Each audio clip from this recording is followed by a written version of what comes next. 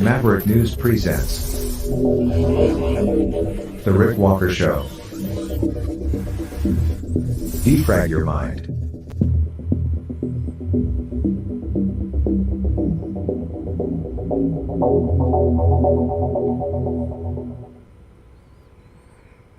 Welcome back, everybody. Great to have everybody here. I'm just going to check a couple of quick technical things. Yeah, everything's looking good there. We're good. And it's great to have everyone back. Okay, lots of stuff for you tonight.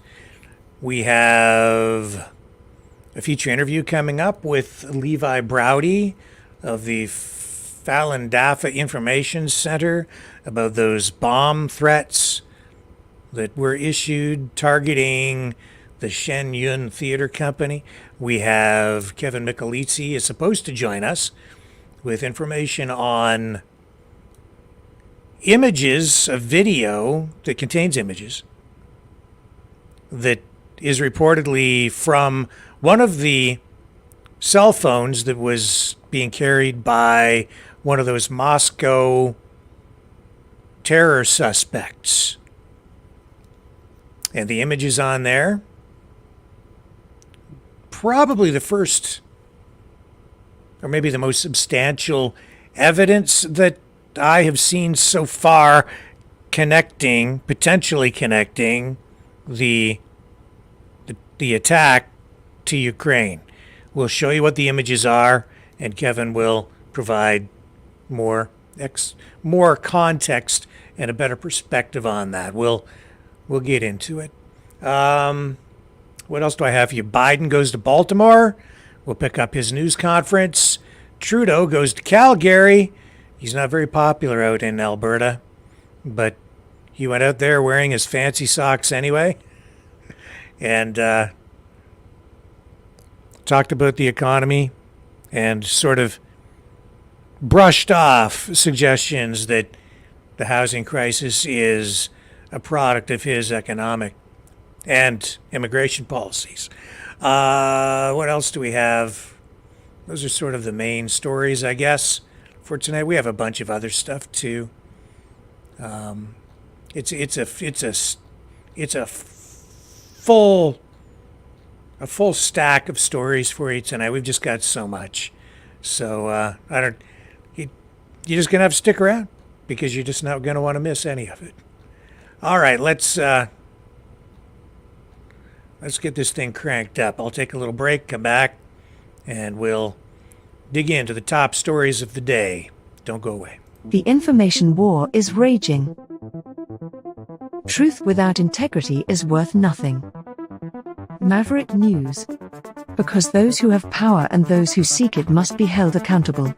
The world is watching. Join our family of truth seekers. Donate today and add your voice to the chorus of Maverick Knights. Donate at maverickdonations.com. Truth. Integrity. It's the Maverick way.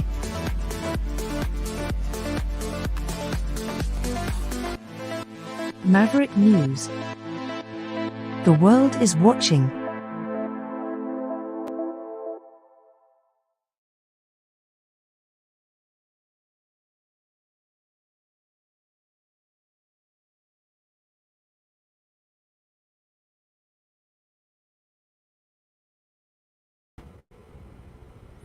I'm sorry, folks. Something went really crazy there with the computer. That was very odd.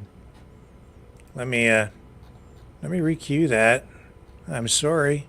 Just out of the blue, everything just kind of went haywire. Stay with me.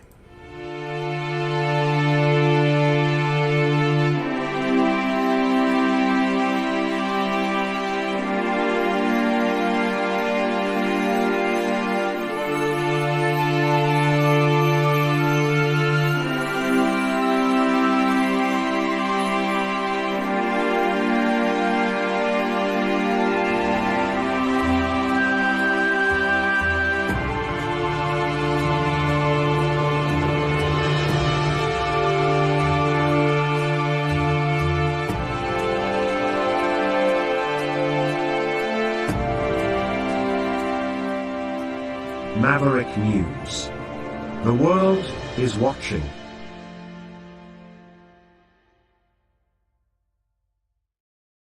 All right, and I'm still here and still having a few kind of minor technical issues, but I think we can get into our first stories here if I can get things organized. Computer's giving me a little bit of grief here, but that's okay. So President Biden was at the, we'll start with this. Also, I'm going to update you as well, the best I can, on what's going on with these Axe the Tax Freedom protests in various locations. They are still ongoing, and we are seeing, in some places, more people showing up. It is, after all, the weekend, and they have been hoping to generate more numbers in these locations. So we'll update that for you as well. Now, President Biden has made his way to Baltimore, where he has delivered remarks on the Francis Scott Key Bridge and reopening of the Port of Baltimore. Major economic impact there in that community. Interesting that he got down there more quickly than East Palestine, that's for sure, and even the border. Let's go to the news conference now.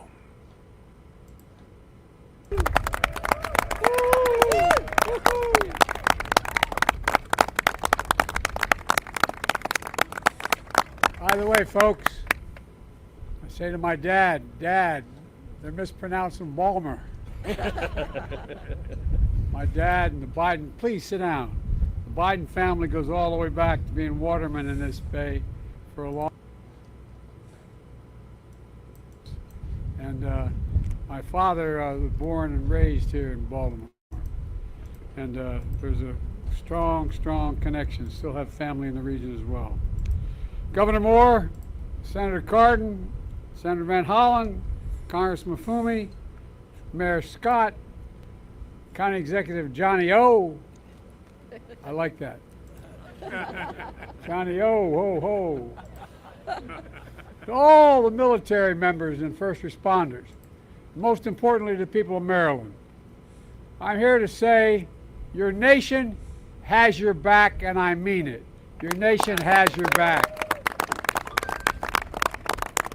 And you've got, without exaggeration, one of the finest delegations in the Congress of any state in the Union, and they know how to get things done, and we're going to get this paid for, aren't we?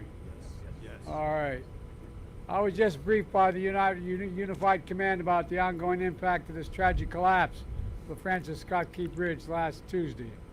The damage is devastating, and our hearts are still breaking. Eight construction workers went into the water when the bridge fell. 6 lost their lives. Most were immigrants, but all were Marylanders. Hard-working, strong, and selfless. After pulling a night shift fixing potholes, they were on a break when the ship struck. Just seconds before, one of the men, named Carlos, who was only 24, left a message for his girlfriend. Here's what it said. "We just poured cement. We're waiting for it to dry," he said. Well, all the families and loved ones who are grieving, I've come here to grieve with you. We all are. It's not the same, but I know a little bit about what it's like to lose a piece of your soul, to get that phone call in the middle of the night, to say family members are gone. I've been there. It's feeling like having a black hole in your chest, like you're being sucked in, unable to breathe. The anger, the pain, the depth of the loss is so profound. And we know it's hard to believe, and you're probably not going to believe me, but I can tell you now from personal experience, the day is going to come when the memory of your loved one as you walk by that park or the church or something that you shared together is going to bring a smile to your lips before it brings a tear to your eye. It's going to happen. It's going to take a while, but I promise you it will happen. And that's when you know you're going to be able to make it. I promise you it will come. Our prayers for you is that time comes sooner rather than later, but it will come. Also, never forget the contributions these men made to this city. We're going to keep working hard to recover each of them. And you know, my vow is that we will not rest, as Carlos said, until the cement has dried on the entirety of a new bridge. A new bridge.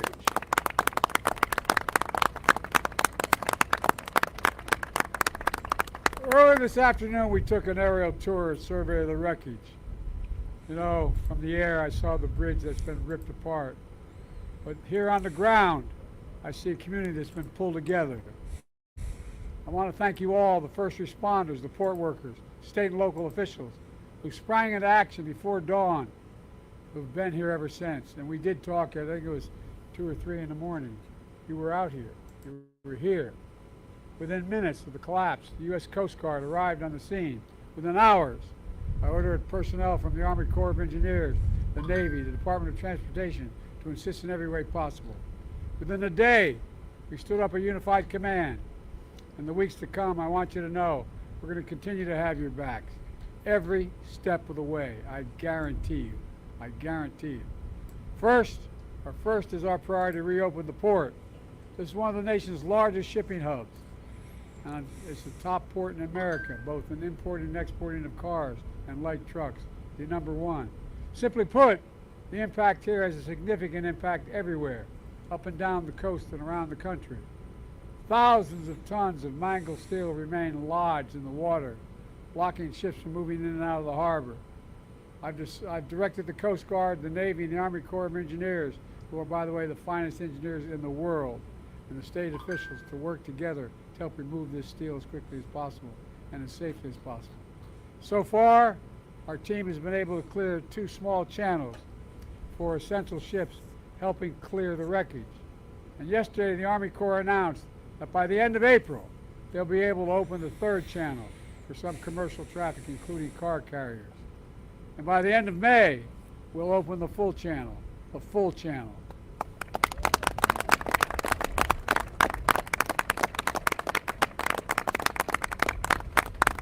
My task force on supply chain disruption has been engaging with union, rail, trucking, shipping, state and local leaders to minimize the impact on our supply chains.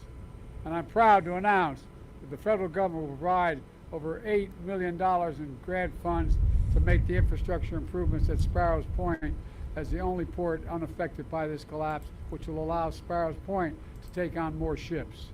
And that's happening now, will happen shortly. Second, we're focused on protecting the workers and businesses. Folks, 20,000 jobs depend on this port.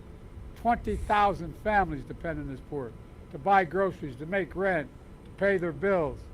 Today, my administration is announcing the first tranche of dislocated worker grants, fancy phrase, which is dimes.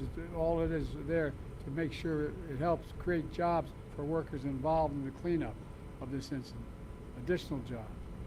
My Small Business Administration has also issued a disaster declaration, which will allow the SBA to offer low-interest loans for small businesses impacted by the collapse in order to keep things moving. The state, the city, the county are also stepping up in impressive ways to help workers and businesses who have been affected by this disaster. But folks, we all need to step up. Amazon, Home Depot, Domino Sugar, and many other companies all rely on this port. And they have committed to keep workers and payrolls on their businesses in Baltimore and move as quickly and clearly as possible to change the channel. I'm calling on every company at and around the port to do the same thing, the same exact thing, commit to stay. And the customers who use this port, we're coming back. We're coming back soon. Folks, finally, we're going to move heaven and earth to rebuild this bridge as rapidly as humanly possible. And we're going to do so with union labor and American steel. For a simple reason, they're the best workers in the world, and that's not hyperbole. Every day, over 30,000 vehicles traveled across this bridge. And I was one of those people. I commuted every day from Delaware for 36 years to Washington, D.C., back and forth. And about 1/4 of that time by automobile. I've been to every part of this port. Folks, we now face a question no American should ever have to ask. How will I get to work? How will I go to school? How will they get to a hospital? Response, and response, everyone, including Congress, should be asking only one question, and they're going to be asked the question by your delegation. How can we help? How can we solve that problem? My administration is committed, absolutely committed, to ensuring that the parties responsible for this tragedy pay to repair the damage and be held accountable to the fullest extent the law will allow. But I also want to be clear. We will support Maryland and Baltimore every step of the way to help you rebuild and maintain all the business and commerce that's here now. As the governor can tell you, within hours of the Maryland request, we approved $60 million in emergency federal funding. I fully intend, as the governor knows, to have the federal government cover the cost of building this entire bridge, all of it. As we've done in other parts of the country in similar circumstances. When I stand here, I call on Congress to authorize this effort as soon as possible. Let me close with this. This port is over 300 years old. As a matter of fact, as I said, my great-great-grandfather worked here as a waterman in this bay. This port is older than our republic, and it's been through tough times before. During the War of 1812, a young mariner named Francis Scott Key, to whom the bridge was named after, sat in a boat in this very harbor, and he watched the British troops launch an attack after attack on American forces. But as the dawn broke, we saw the American flag still flying. Baltimore was still standing, and our nation, as he wrote in the Star-Spangled Banner, had made it through a perilous fight. Folks, this is going to take time. But Governor Moore, Senator Cardin, Senator Van Hollen, Congressman Mafumi, Mayor Scott, County Executive Johnny O, and others are going to rebuild this bridge as rapidly as possible. And folks, we're determined to come back even stronger. We're the only nation that's gone through every crisis that we've had. We've come out stronger than we went in, and we're going to do it here as well. And once more, to make this perilous challenge. You know, because we're the United States of America, there's nothing beyond our capacity when we do it together. Think about that. Remember who we are. We're the United States of America. Nothing is beyond our capacity. May God bless you all, and may God protect our troops, our first responders, and all those who gave their soul. Thank you, thank you, thank you.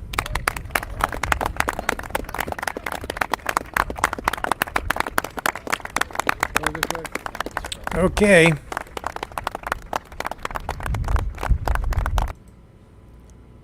Biden wasn't the only one traveling today. Justin Trudeau's being on a cross-country tour of sorts. Stopped out in Calgary, Alberta today to announce plans for a $600 million package of loans and funding. It will make it easier and cheaper, he says, to build homes for both owners and renters. What was it, 2 nights ago, we talked about his plan to introduce a renters, new rights for renters, and a new plan to help them use rental payments to improve their credit score so that they can qualify for a loan. But no real announcements within that news conference to suggest that there was anything really directed at home ownership directly. However, this is a $600 million package that could, I guess, kickstart some housing starts. He says younger generations, especially millennials and those from the Gen Zers, feel like they're falling behind because housing costs are so high. I'm glad that he's finally waking up to that. It's quite evident that, you know, all the numbers are showing us that a lot of young people may never have the opportunity now to be able to afford to buy a home, at least if we stay on this same trajectory. So he says that $50 million from this package will go toward a home building technology and innovation fund, and another $50 million to modernize and expedite construction. Then $500 million will go into low-cost loans, which will foster projects with innovative construction techniques from prefabricated and modular housing manufacturers and other builders. So that sounds like smaller homes. I know that they want densification. I know that they have been looking at making money available to provinces conditionally, and that is to say that in Ontario, for instance, the Premier is taking exception to what Trudeau has been saying because he is opposed to the favoritism being given to fourplexes. Doug Ford doesn't want those kinds of homes built in the numbers that Trudeau does. And there are concerns that the way Trudeau and the federal government is approaching the housing crisis, it may be out of their lane. In other words, they may be infringing on provincial jurisdiction in some cases. Now, while that's going on, he stopped by as well. Well, first he did a news conference on that, and then he stopped by this hang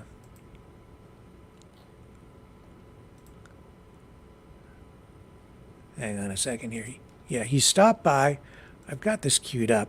Where did you go? Did I lose my clip? Oh, this computer. We're going to get into yeah, my apologies, folks. Looks like I lost the clip. Oh, I know you're crying. I know you wanted to hear from JT. I know you did. So okay, I can bring him back so easily. I know exactly where to go. I know where to find him. He can run, but he cannot hide. I just need about 30 seconds here, if that. Not even. Okay. So yeah, here he is. At the Calgary TELUS Convention Center, he sat down for a fireside chat with Brad Perry, the president and CEO of the Calgary Economic Development, to discuss a wide range of economic issues, unemployment, fiscal policy, housing. And he explains here why he got into politics to begin with, and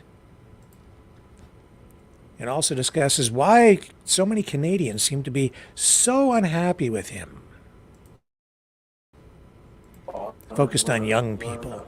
There's a lot of really exciting things to go, but one of the things that is preoccupying me is one of the things that got me into politics in the first place is the idea that young people were feeling left out of Canada's success over the past many years and generations. And young people, particularly we talk about Generation Z and millennials, they are facing a system that seems stacked against them in a whole bunch of ways. Spending more and more on rent, not even be able to imagine being able to buy a home, given not just the housing crisis, but so many other factors that are pushing back at them, even if they have good jobs. There's a sense of worry about the future, about the geopolitics shifting, about the impacts of climate change. I was here in Edmonton in February when Alberta announced the start of the wildfire season.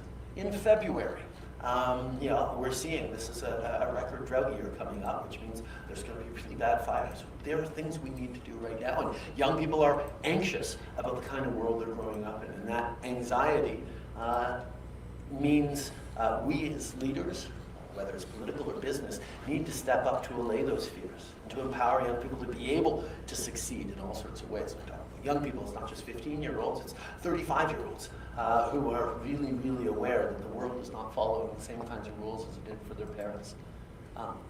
As a society, we always have choices. Do we instrumentalize and amplify the fears and anxieties that people are facing? Or do we work hard to allay those fears? Do we acknowledge the concerns people have and try to solve for them? Or do we say, okay, let's see if we can get reelected or elected by making people even matter? I know path I choose, and part of that is having real conversations about the challenges we're facing, and that's why I'm really pleased to be here with you all today. Alors, merci Brad pour l'invitation, et j'ai bien hâte à la conversation. Fantastic. Thank you so much, Prime Minister. Obviously, you were here for an announcement this morning. Maybe can you talk to us a little about housing and the housing strategy? I just want to stick with this just a second because I want to hear this What are you thinking about the housing. Well, we have been concerned with the housing situation for many, many years. We launched a housing strategy in 2017, a national housing strategy, that really got the federal government back into being part of the housing challenges in this country. Previous governments had reduced and even almost completely eliminated any role for the federal government in housing, and that is something that contributed to the kinds of pressures that we're facing right now. There's lots of factors that went into it. The pandemic certainly changed behaviors in housing. The growing population in Canada put more pressure on our housing stocks. So there's a lot of factors that went into why we have housing right now. The fact that the economy has been growing very well over the past years also puts pressure on housing as people are seeing rents driven up and costs of homes going up. The biggest way to solve that is with supply, is making sure we are building more houses across the country in a very, very real way. One of the things we did was we established a national housing accelerator. That is something that we worked out with different cities here in Calgary. It's hundreds of millions of dollars to change the way the rules are laid out in terms of housing. 4 units as of right on every single lot. Increased densification around transit stops. Moving forward on better use of public land. Investments in more and deeper housing affordability. Recognizing the need for duplexes, fourplexes, row housing to create that density, that missing middle housing we need. At the same time as we're making changes to the rental market to accelerate the construction of more and more apartment buildings, to have those rental units, including 3 and 4 bedroom units that will allow for families to actually live in them. At the same time as we do things like, and this was a big thing we announced last week, that is a huge change for a lot of people who are increasingly paying a huge part of their monthly revenues on rent, but not getting any credit for it from banks and credit agencies because it's not actually borrowed money. It's just them paying the rent. Well, if we can make sure that banking institutions are able to track and take account of you paying your rent on time every month for years, that should be able to unlock a mortgage. It should be able to go towards your credit score. These are the kinds of changes that we can make that value and start people getting paths for ownerships. Today, the announcement was around a much more deliberate industrial strategy around solving housing. If you think about it, if we built cars the way we build houses, we would have an automobile crisis right now, not enough cars for the world, for the country. You're about to have that anyway. Particularly when it comes to row homes or duplexes or quadruplexes or multi-unit housing. We just went through need that. to accelerate the way we build homes, build them more in factories, build them more in prefab, make sure that they are quicker to go up, standardized in their models across the country so they can be done in scale. And that's how we're going to solve the housing crisis. And what we announced today was $600 million towards the kind of innovation using 3D printing, AI, empowering the workers that are doing amazing jobs, but in a construction worker shortage, to have more automation, more tools to build more homes faster, even in beautiful spring days like this where the snow keeps falling and construction has to slow down because you're doing it inside. So I think I have the answer. I'm asking. Okay, that's enough. Did you notice the kind of socks he had on today? Did anybody look? Because that's his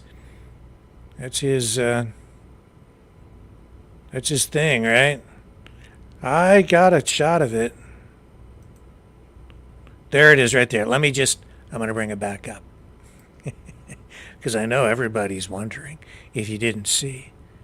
Look at that. There they are. They look like they're black with orange spots on them. I don't know if there's anything more to it than that, if they're just like a fancy design. So we can have those people. Somebody's fill got their jobs that we big need. head in the That's way. not the challenge we're facing right now. Black socks with Challenge orange we're facing right now spots. is particularly And he's got his legs crossed, since the of pandemic, course. we've seen a massive spike in temporary. And is he gonna show us a little more of his sock? Students that went from about 150, 200,000 a year. He's being coy, To being close to very modest. 70,000 students a year. Show us a little sock there. Pressure on the communities around them where they're trying to find rent, although that's not what. All right, that's enough of that. I did notice his sock. As soon as he put his leg up at one point to cross his legs, and the foot came up, and you could see the sock. I don't know. This is our prime minister. Yeah, and he has that reputation, Mr. Fancy Socks. We have that earthquake in New York City. Let's take a look at Times Square.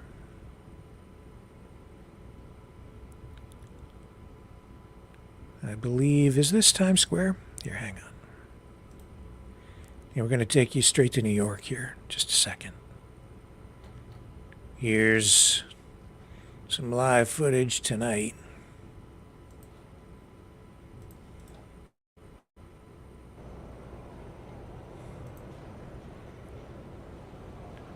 So it's not shaking and quaking there right now, but it was earlier. And a lot of people worried about it. Took a lot of people by surprise. Very strange. Some of the things going on these days. Like this story with the earthquake. It's did you know the epicenter for it was right near? Hang on a second here. I understand that Donald Trump was involved in this somehow.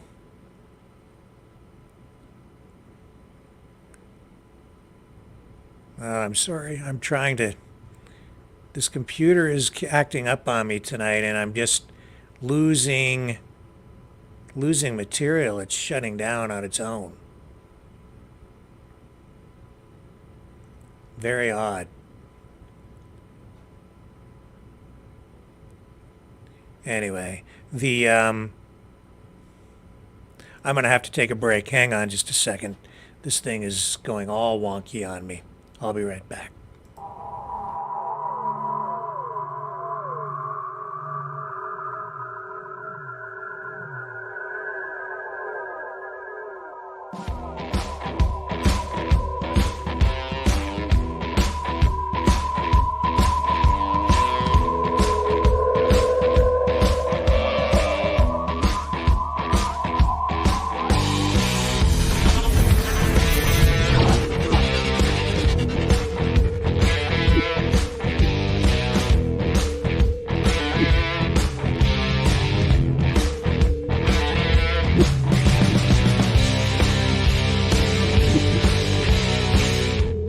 Maverick News. The world is watching.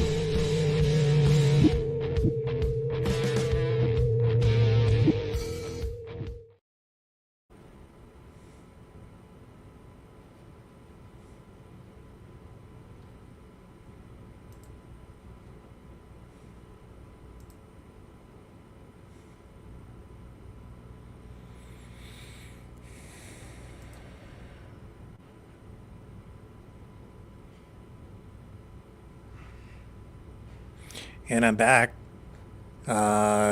Everything has gone crazy weird. Hang on. Is that better?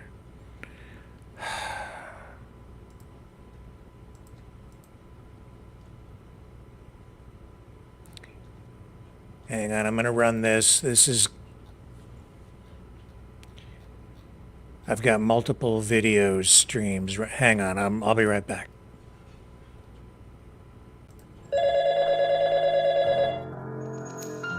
Feel the vibrations.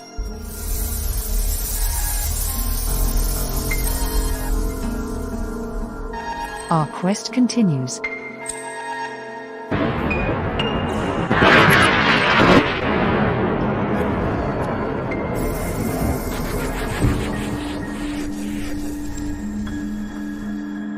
The truth is out there.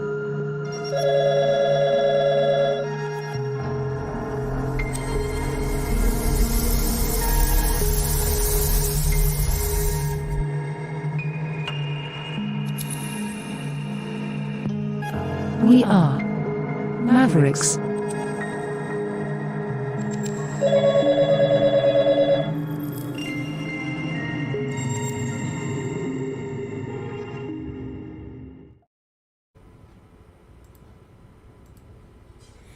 Okay, I'm back. Now I've got it fixed. Now I have that fixed. So as I was saying, the earthquake kind of rolled through the New York area. 30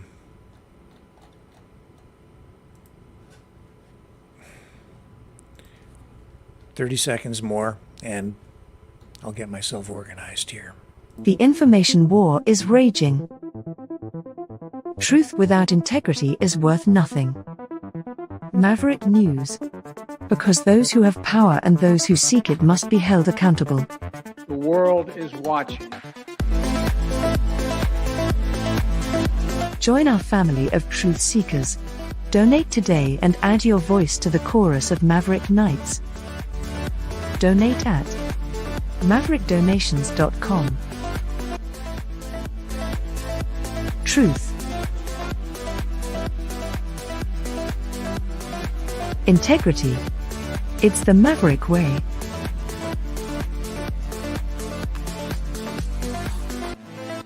Maverick News. The world is watching.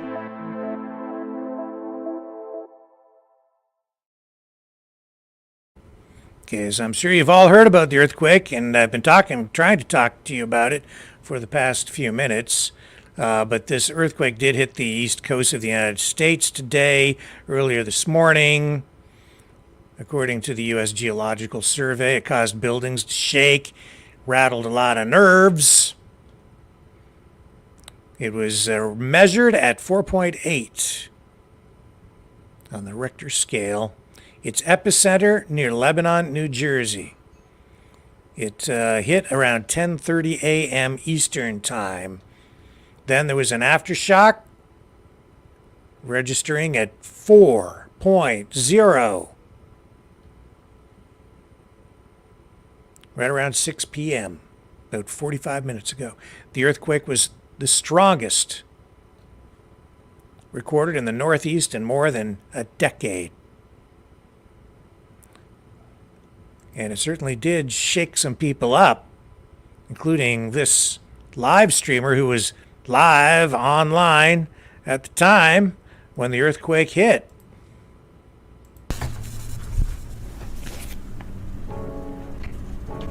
Is this an earthquake? Yo! Is this an earthquake? Yo, what the fuck? Yo, am I in an earthquake? Yo, my house is shaking. Yo, what the fuck? Well, I'm glad he's okay.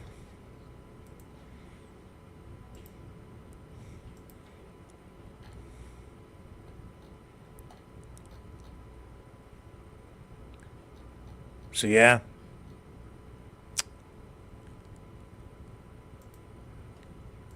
Here's the mayor of Lebanon, New Jersey. We'll get you share this from him. And here we go. Of Lebanon, New Jersey, joining us by phone again. Lebanon, New Jersey, the epicenter of this earthquake. James Pittinger, Mayor Pittinger, thank you so much for taking the time. Talk to us about what you experienced there at the epicenter.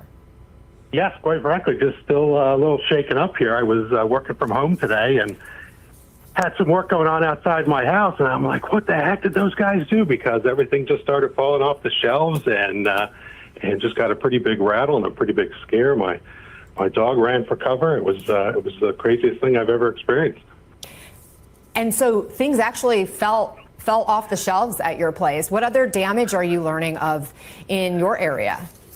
We're just doing an assessment now. I haven't heard of any significant damage right now. So I was just talking to our borough hall. So they're right now going into the process of seeing if there's any other damage. And we do have a reservoir right in our backyard too. So there's some concern with that as well. So. Okay, and we're just getting another update. It is back to being a 4.8 earthquake, the official word from the U.S. Geological Survey. Mayor, you said it shook you up, literally. Have you experienced this before? We know earthquakes aren't certain common, super common. Yeah, never. I've lived here for 30 years, and I've never experienced anything like that. I had no idea what it was. Like I said, having some work done at the house, so I thought that they had hit something outside or did something, because it literally shook the walls and knocked stuff off the shelves. So it was quite a, just a crazy experience. Okay. And so, the duration, it wasn't like it lasted for minutes. It was, I guess, seconds, not minutes. But here's kind of the weird thing. I guess the epicenter was actually near Trump's golf course. Yeah. The epicenter's proximity to Donald Trump's National Golf Club in Bedminster, New Jersey. Yeah. It makes you kind of wonder, doesn't it? And I guess some people are online asking the same question. It's like, is there any major news story that Donald Trump doesn't get involved in? But it's a real thing. Here, I'll show you. Here's, I think this is the National Post, or the New York Post, I believe.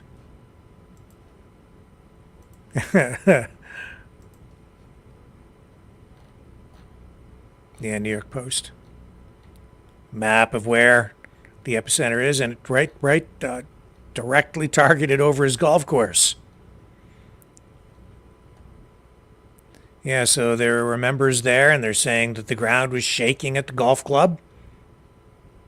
No damage to the golf course, the buildings, or anything like that. I guess nothing to report there, but just I don't know, there's so much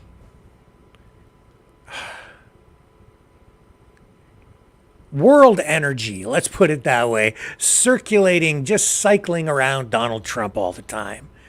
That it's like he just seems to touch everything. And this earthquake, no exception. I just thought that was a little bit on the Truspiracy's side. But it's true. It really did happen. What else can I tell you tonight? We've got these freedom protests, Axe the Tax protests still ongoing in some places. The main one being still out in Alberta, I would say, on the Trans-Canada Highway with, I'm not sure how many people are there. It has not so far built into anything near what I'm sure the people involved were hoping for. But I will show you a little bit of this video from Ron Clark today. Here you go. Here you go. The street. So some new people coming in. We got today. Porta potties coming for the other side of the road as well.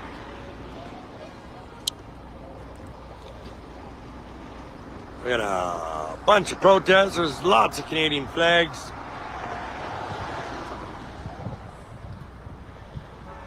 We got a bunch of people coming in tonight. That's going to fill up this gap right here. But people are coming. People are coming from all over. The ditches over here are full. So just to let everybody know, if you do come out, if you're just coming out for the day, so if you guys are just coming out for the day, try to not park in the middle beside all the campers. We're saving that for... Okay. So anyway, I don't want to run too much of it tonight. It's just ongoing, and I will show you this. This is out of Quebec. Some still photos from Chris Dacey, Saint-Jean-sur-Richelieu, Quebec. They have some farmers out there protesting. And he has posted a few still shots. So that's what's going on in that area of Canada. Here you go. And they have barricades set up there just to kind of keep things organized, I guess. Now they're all out there. I don't know what they're going to do, if they're going to park all those guys in that lot there, or what's going on. But I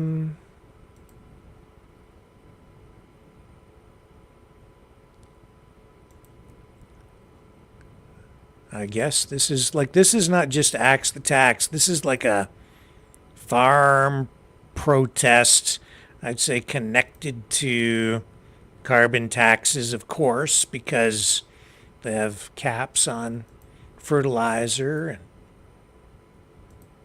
so on. So that's what was going on out there today.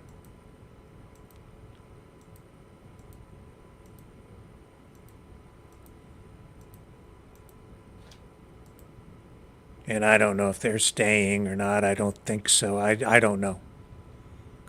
No, that's just not clear. I'll tell you this, like, it's just not, I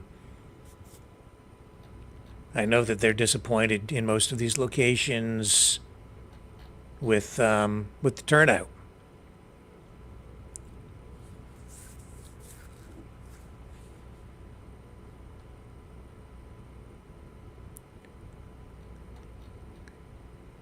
And just seeing if we've got anything else we could show you in this this regard here. I don't think so. I think that's about it. And Dacey was at a school board meeting, I guess. And there's this woman screaming at a man holding a Bible. I'll run the clip. This is just another example of the deep divide in our society, I guess, especially over these issues involving kids. Accusing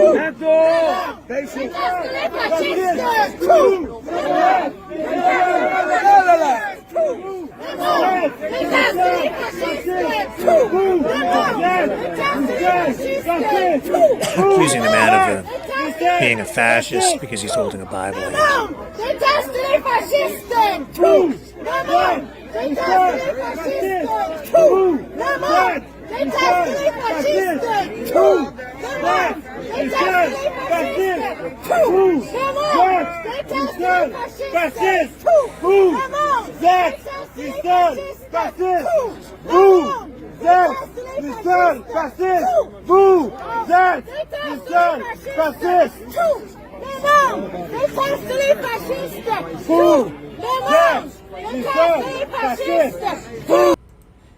All right, so you get the idea. That goes on and on and on and on and on and on, and it's already hurting my head.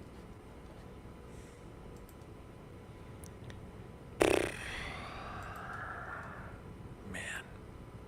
I know, too, that there's also been the usual infighting among the protests. Like, not even if it's the usual stuff, just kind of new stuff.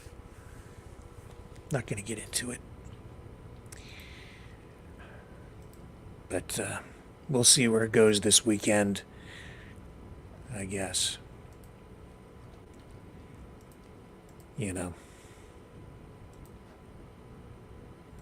Maybe we'll open the phone lines in a while and you guys can weigh in on that part of the conversation if you want. It's just kind of going around and around and around and around in circles. Ottawa. Let's talk about what went on today with the inquiry into foreign interference. There was a top civil servant, federal, that asked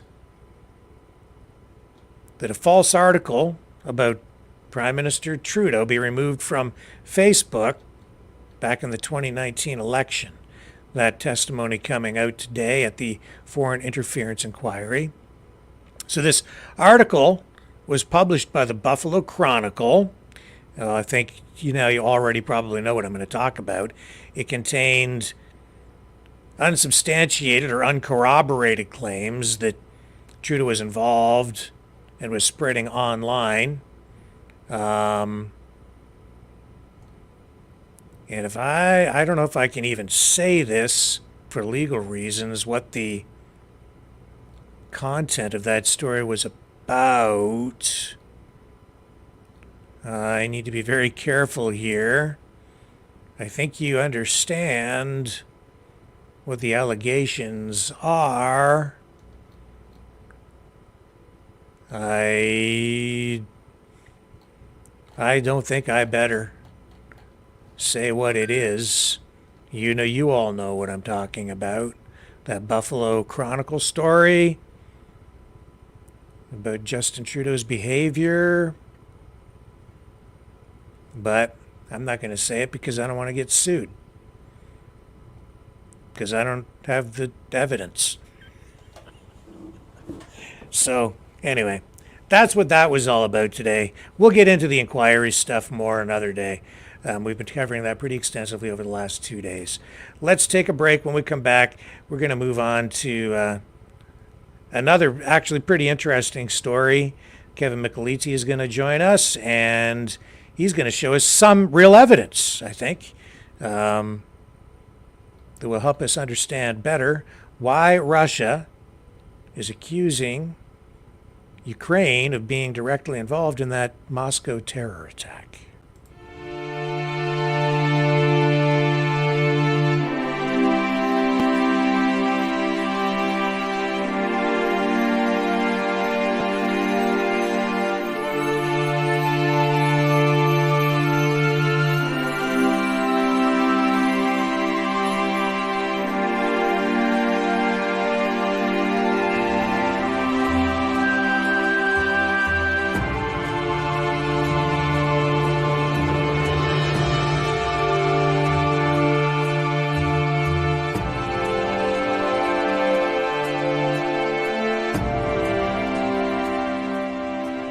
Maverick News.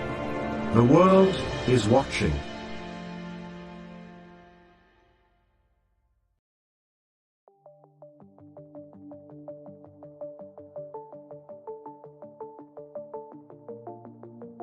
Greetings, brave Mavericks. Our quest for truth continues. We go beyond fake news. Together we expose propaganda. Together we pull others out of rabbit holes. We are maverick thinkers.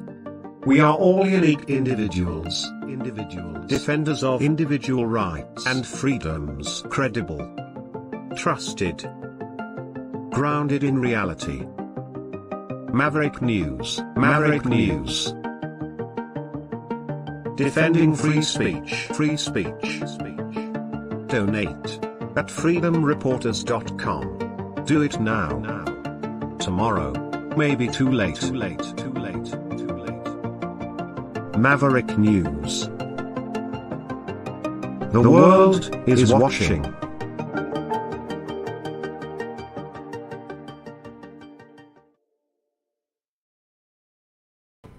There he is. Hello, Good Kevin. evening. Welcome back again. Thank you for doing this tonight. Oh, hey, my pleasure. So you sent me some information earlier today about information that has been released by Russian authorities, evidence. To tell us what this has to do with the Moscow terror attack. Yeah, so is what we have is we have an 11th guy, another Tajiki that was arrested who had been living in Russia for a short period of time. And off of his telephone, they have actually taken videos and photos with him with guys from the Ukrainian armed forces, a guy wrapped in a Ukrainian flag, guys standing on top of Ukrainian tanks. So this is information that came directly off of one of these people's telephones that has been actually tied to the terrorist attack.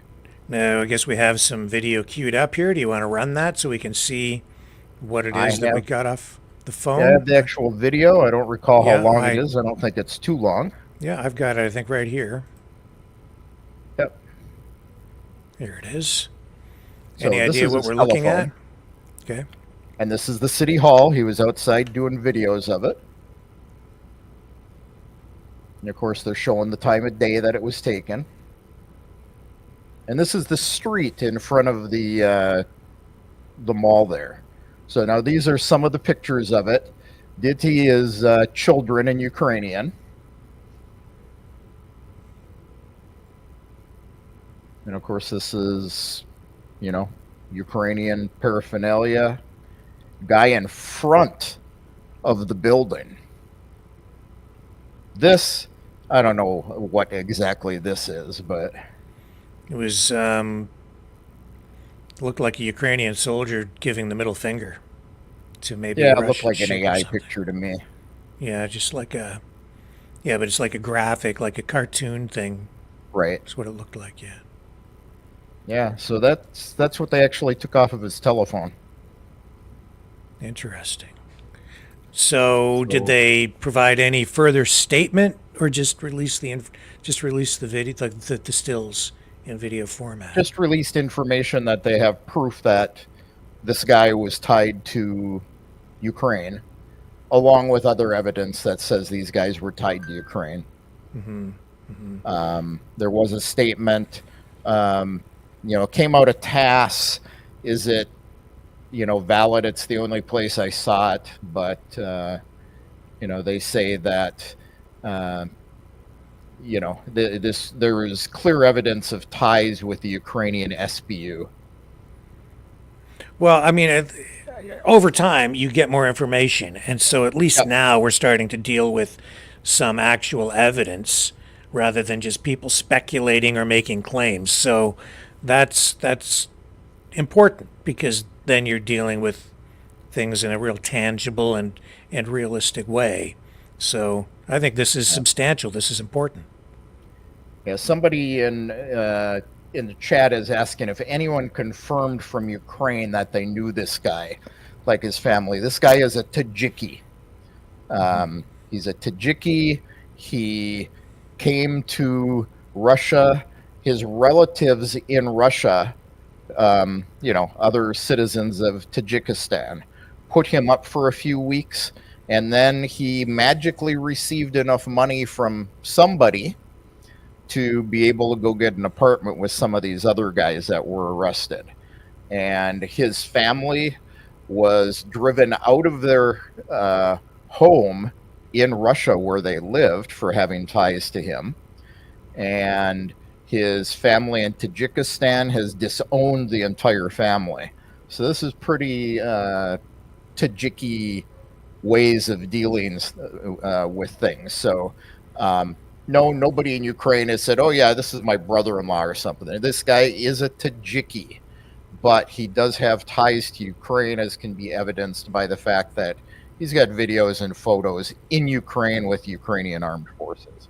Now, was it 2 days ago I saw some posts indicating Russian officials had were saying that these guys had been paid in cryptocurrency and they'd actually traced some of the funds. Are you familiar with that, or was that something that maybe wasn't?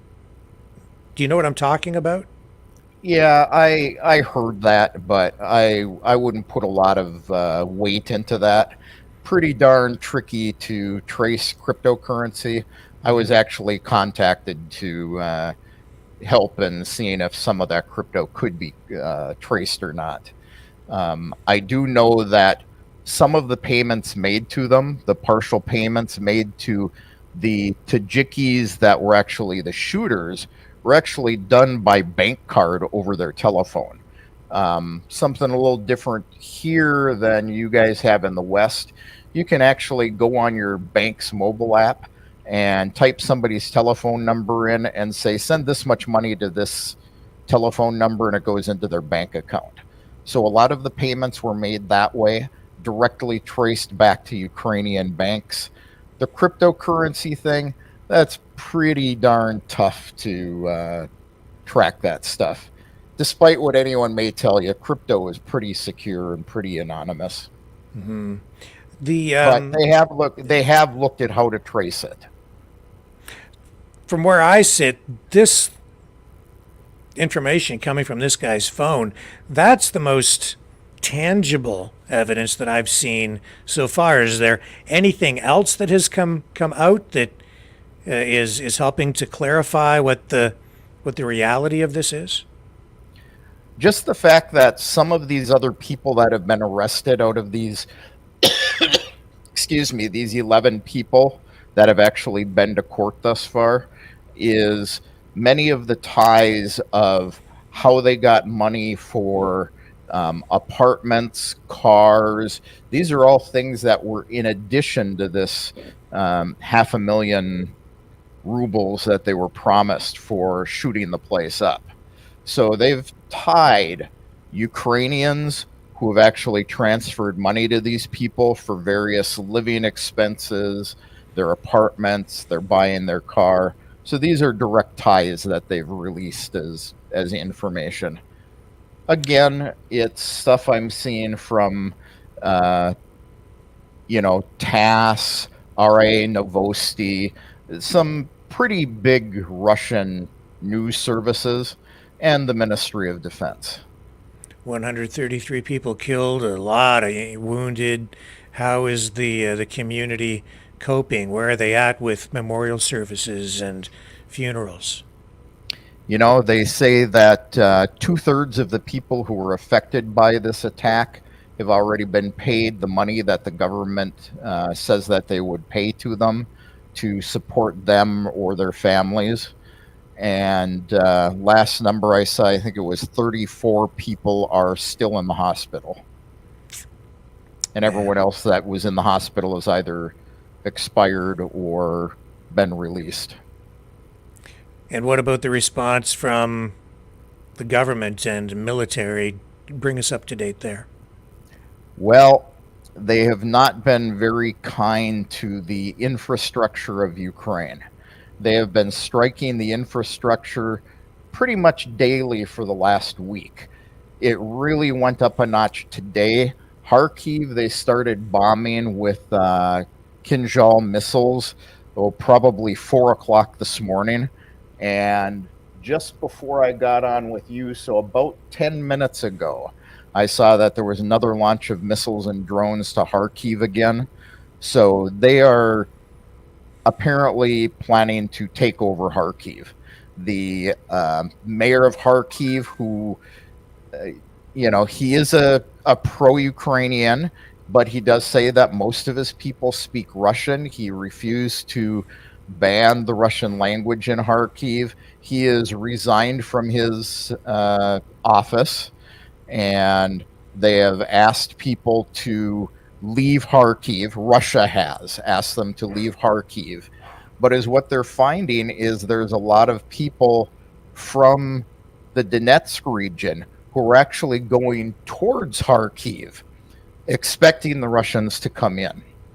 So that's been kind of the biggest thing over the last 20 hours anyway.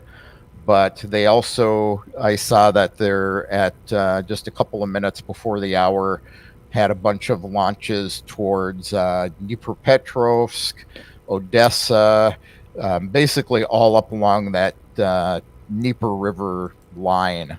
So they're tearing into it. They're taking a lot of territory. And I've heard some of the other analysts that we hang out with talking about, gee, in a few weeks, the ground will be hard enough for them to be making massive moves on and everything. Russia is not waiting for anybody. Missiles do not care about mud. So they've taken out roughly, I don't recall exactly, it was like 60% of the energy infrastructure. And Ukraine they've gone to an emergency rolling blackout system to try to keep the electric grid up, but they have not been able to keep it up. So Kharkiv supposedly is totally dark at this point. Did we run this? We didn't run this video yet of this new suspect, right? Should we? Yeah, it's just a picture. Okay, let's just bring it up. So that's the guy that they arrested today. Yeah, this is the 11th guy that was brought to court today. And so initially I had heard that they had arrested 12 other people besides the shooters. This is the 11th guy. It's a new guy they arrested, and they had him in court immediately. I see. And I think I've got his name here somewhere, but it's something Tajiki that I can't pronounce anyway. Mohammed Zohair Sharapzoda. But he's the guy that his family's disowned him. Their friends have disowned the family. They are residents of Russia. He was not. He was moving there. They helped him get residency and put him up for about 3 weeks. So I noticed this story. Let me see if I can get it up on the screen here. And it was reported, it was in TASS, and it was also, it's about these soldiers saying they all got jacked up on drugs before doing the attack. Do you have any thoughts on that? Is that that could be anybody saying it.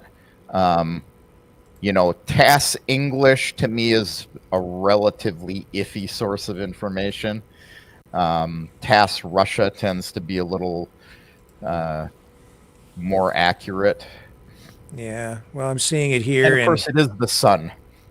Yeah, well, this is one version. There were multiple versions. I did see this story in TASS as well. I just mention it because it's coming up in both Russian and American news feeds today. That sounds more like propaganda to me. It seemed like that to me too. Yeah. Yeah. There have been statements that these guys were not extremely well trained. Initially, I thought they were fairly well trained, but they were, looking at videos of the attack. They were sometimes pointing their guns at each other. The way they were shooting at people. They were trained, but not exceptionally well. The latest news report I saw about poisonings was, the Polish poisoning the Ukrainian army with poisoned bell peppers. So, anything I hear about Ukrainians and drugs, I take with an extremely large grain of salt, because there's just so much of it out there. And for me, it's just a similar thing that the Ukrainians do with the Russians. Look at these bad guys; they're all on drugs. Could be, but so we're seeing, I think inevitable ties between what's going on in Ukraine and what's going on in Gaza, and that's also because we're seeing that conflict in Gaza spill over. We've seen these attacks in places like Syria, with the Iranian generals being killed there. Now we're seeing people, even in supermarkets, buying things up to stock up because Israelis are concerned that Israel is going to be attacked by Iran. What do you think's coming? I think is what will be coming from Iran is a very precise and focused attack on something. And I doubt it will be in Israel itself. You know, Iran does not want a war with the United States. It's obvious to everybody out there that this was a provocation by Israel to get Iran to respond so that they could ask the United States to intervene. And I don't think the United States is stupid enough to do that, and I don't think Iran is stupid enough to do that. So Iran has made some statements about there will be a retaliatory strike of equivalent measures. So I think you're going to find that they will probably hit something Israeli outside of the country of Israel. Or maybe it's just a scare tactic again. You know, Iran is pretty big at staying out of this fight right now. And just things like this going on in Israel is probably punishment enough for Israel. And then yesterday we saw the White House, Biden in a statement, and then John Kirby, elaborating on it a bit during the daily news conference there, press briefing, saying that, and I'm paraphrasing here, but they want Israel to change its approach. And they didn't get into too many specifics, but with those words coming out, it seems to me you're seeing some real erosion there in the relationship between the U.S., at least the Biden administration, and Netanyahu. Yeah, are we and aren't we? We had Chuck Schumer up there a couple of weeks back doing the same thing, and you seem to get this finger shaking of, don't do this anymore. And then Netanyahu says, okay, well, the guys that you invited to the United States this week, I'm not going to send them. And then a few days later, it'll be, well, maybe we'll get together, we'll meet anyway. So there seems to be a lot of this mutual benefit thing for both Israel and the United States. I think it's really, they're working together in this. It's a way for, Netanyahu's a big supporter of, Biden and his whole group going way back.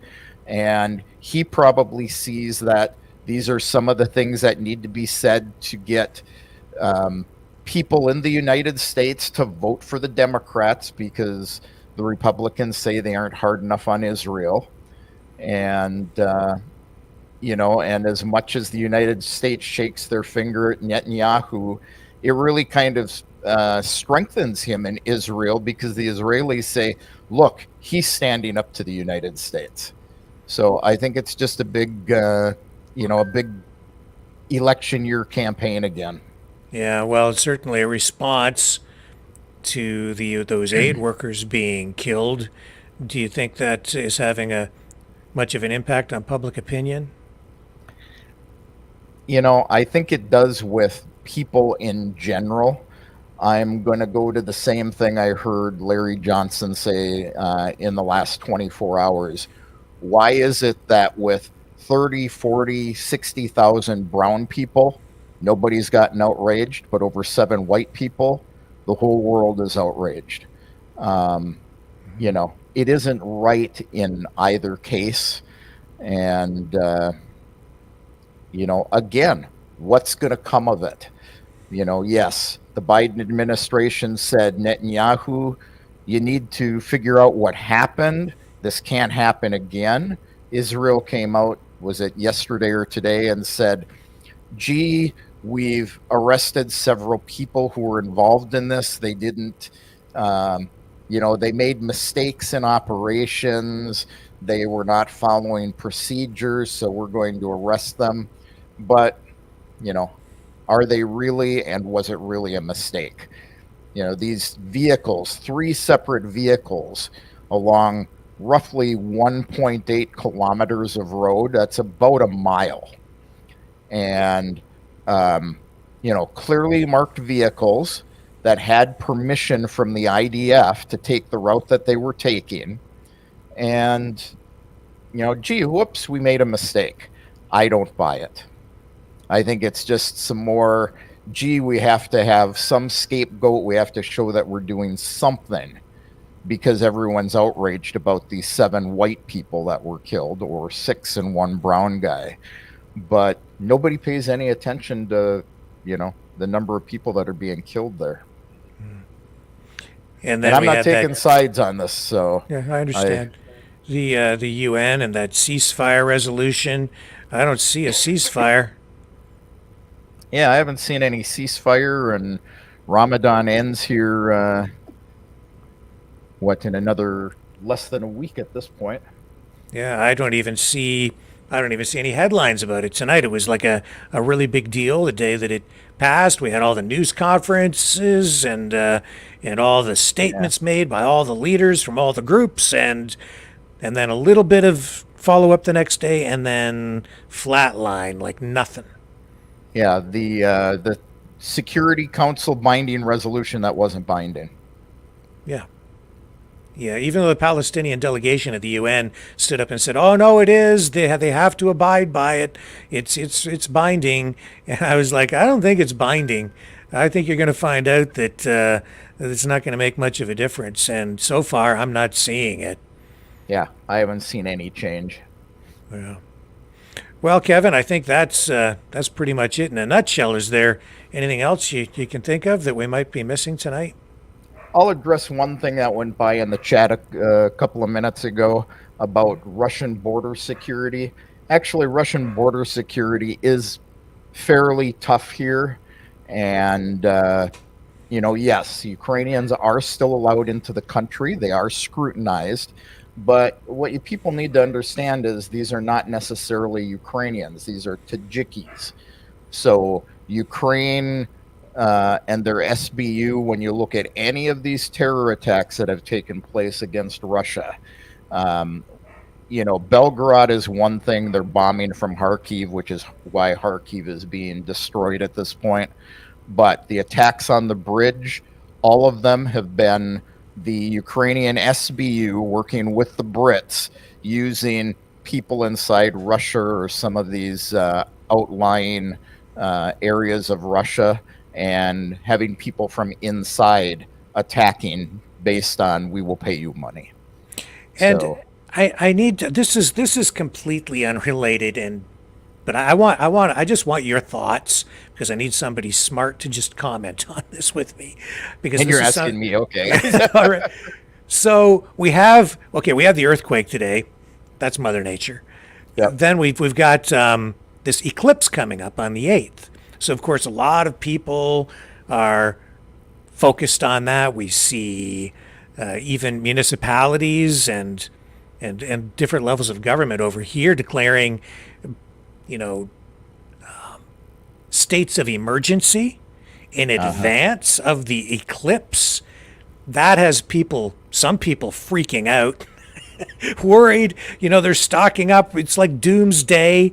They're talking about solar flares and electrical energy interference and things like that. And I understand that some of these things can impact radio signals, perhaps. There is sort of that's a real thing. But what do you think? Just help me out here. Did anyone worry about the lunar eclipse a week or two ago? You actually had that on the air while you were doing that. Nobody mentioned it. Yeah, And we've actually had solar eclipses going on for about 3 weeks now, and it isn't affecting much of anything. Occasionally here or there, this is something that goes on, every 7 to 10 years. This is nothing new. And, it's kind of this, end of the world apocalypse credola again. And, the only thing I'll say to that is, they say no man knows the day or the time. So. Yeah, the although it was a little weird today to have the epicenter of that earthquake in New York right on Trump's golf course. It was like, is God sending a message? I What's that all about? That's weird. Personally, I think Trump is testing new weapons under his golf course. Maybe that's what it is. He has tunnels under there, and he's setting off nukes. Rick, what's wrong with us? We're supposed to be in honest news here. It's obviously Putin. Yeah. Could be. I don't know. Oh man, yeah. So, and that earthquake happened to be at the exact time the Russian representative was going to speak. Well, there you go. All the proof you need. That's exactly right. The world will be over tomorrow. Don't go to bed tonight. Well, I have to admit, some of the stuff is, truth is stranger than fiction, and it is a little bit weird, but I think we'll survive. When you were a kid, and there was the occasional eclipse, what did they do at your school? Like, we made those box things and the pinhole thing, and you could... Yeah, the pinhole and put it over your head, and... Yeah. Yeah, we did the same thing. But don't look directly at it. That's right. Yeah, you burn your eyeballs out, which is true. You shouldn't do that. Do you remember them ever declaring a state of emergency, though, when we were younger? I don't remember that. No, the only thing I recall is occasionally Saturday morning you'd get up and the cartoons would be screwed up for a few minutes. Yeah. Yeah, and by the way, my box thing, it was stupid. It never really worked. No. Did your box work? No, my box didn't work either. I had to look directly at it through the hole, which I shouldn't have done, but hey. Oh my God. Well, at least you still have your sight. Yeah. There you go. All right. Well, that's coming up on April the 8th, and we'll all cross our fingers and hope that the world doesn't come to an end. Yep. Okay. I think we're pretty safe. All right. Anything else for us tonight, Kevin? Nope. I think that's it. All right. Thank you, sir. As always, a privilege. Talk to you later, Rick. Thanks. Right, take care. Bye. Okay, folks, and I'll take a quick break, and we'll come back, and the program will continue on the other side of this.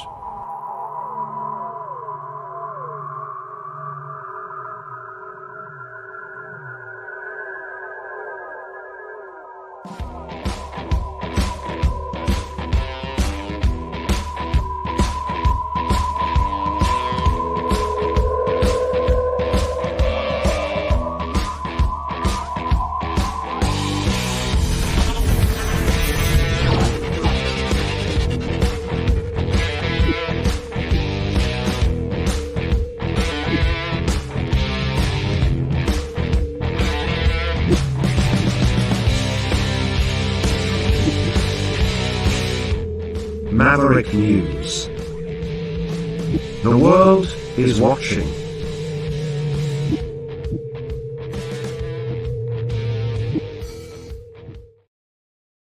We'll just dig into a little bit of political stuff here, since we were just talking about Donald Trump and his golf course. The Rock endorsed Biden in the last election, but I guess he regrets it, and he says this time around, ain't gonna do it this time. With the state of America. Am I happy with the state of America right now? Well, that answer is no. Do I believe we're going to get better? I believe in that. I'm an optimistic guy, and I believe we can get better. The endorsement that I made years ago with Biden was one I thought was the best decision for me at that time. And I thought back then, when we talk about, hey, I'm in this position where I have some influence, and it's my job then. I felt like that then. It's my job now to exercise my influence and share with this is who I'm going to endorse. Am I going to do that again this year? That answer is no. You made that. Okay, so I know who the most likely VP running mate is going to be for Donald Trump. Do you want me to share it with you here? This is who I think is going to be. This is my prediction. Mike Tyson. Yeah, because he's jealous, man. He's jealous. All right? Because RFK Jr. could have had Jesse the Body Ventura. Right? But and he ain't going to go with Trump. So Trump, Tyson.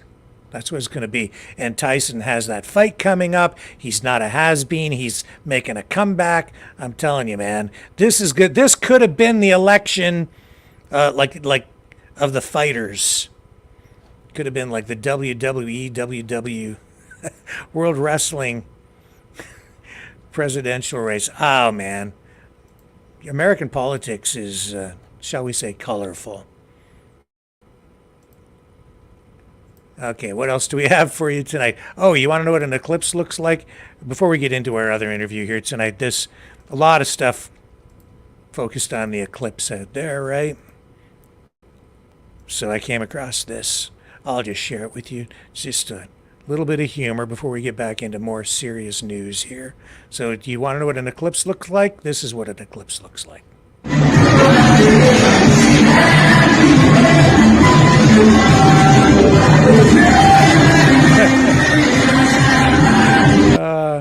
Get it? Yeah. She don't want her man looking at that. Uh-huh. So, yeah.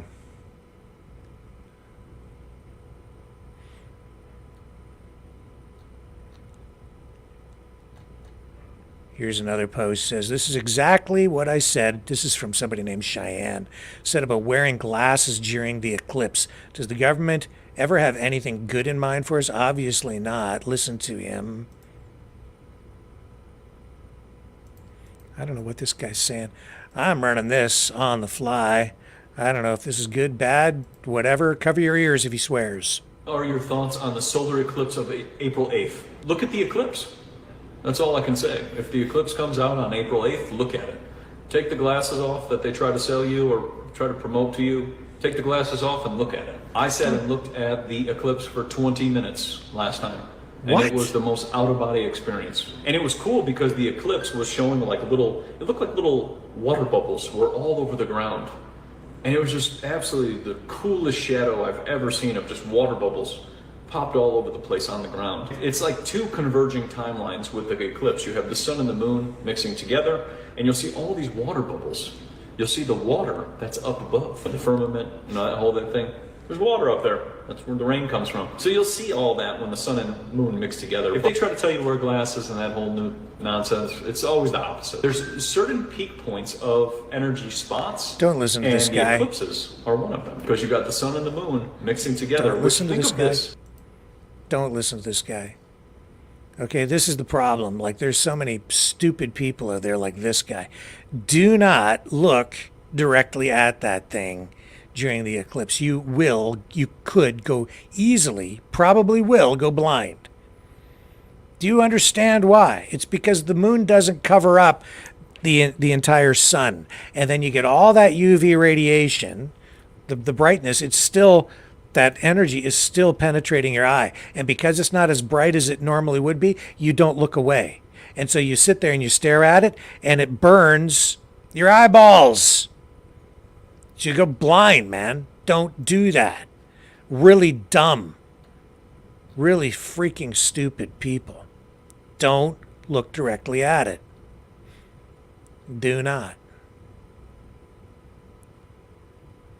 And then this guy here freaking people out because the Statue of Liberty was hit by lightning, or so they say. Now this could be Photoshop, but even if it isn't, it don't matter. You know why? Because the Statue of Liberty gets hit by lightning all the time. Tall buildings get hit by lightning all the time. Tall towers get hit by lightning all the time. That's why they put lightning rods on barns and tall buildings. That's not unusual. It's common. Very common. They put lightning rods on those tall buildings so that they don't get fried. It's quite common. Anything tall like that, like I used to work underneath a TV transmitter tower, a huge one. We got hit by lightning constantly, all the time, all the time. If there was a big storm, I would leave the building underneath. Just don't do that. Okay, so let's listen to this dude, see if he knows what he's talking about with regard to the total solar eclipse. Hang on. Total solar eclipse. Okay, here's what you need to know about the total solar eclipse. Now, a lot of people know that the total solar eclipse will be traveling on a path from frickin' southish to northish over the United States of America. And many people believe that this eclipse pathway is actually opening up a portal for humans to receive downloads of information and connect deeper with the universe. Now, what's crazy is if you take one letter from every city that the eclipse is traveling over, you can rearrange it to get a message directly from the universe. And what's even weirder, dude, is if you trace the past 3 eclipse pathways, they form a perfect freaking triangle over the United States of America. And if you look at this circle here, that's the true middle of this triangle. It's an untouched piece of land that humans have never made contact with. And what's crazy is if you zoom in on this true middle of the triangle that the eclipse pathways create, you'll find this is the location where P. Diddy is hiding.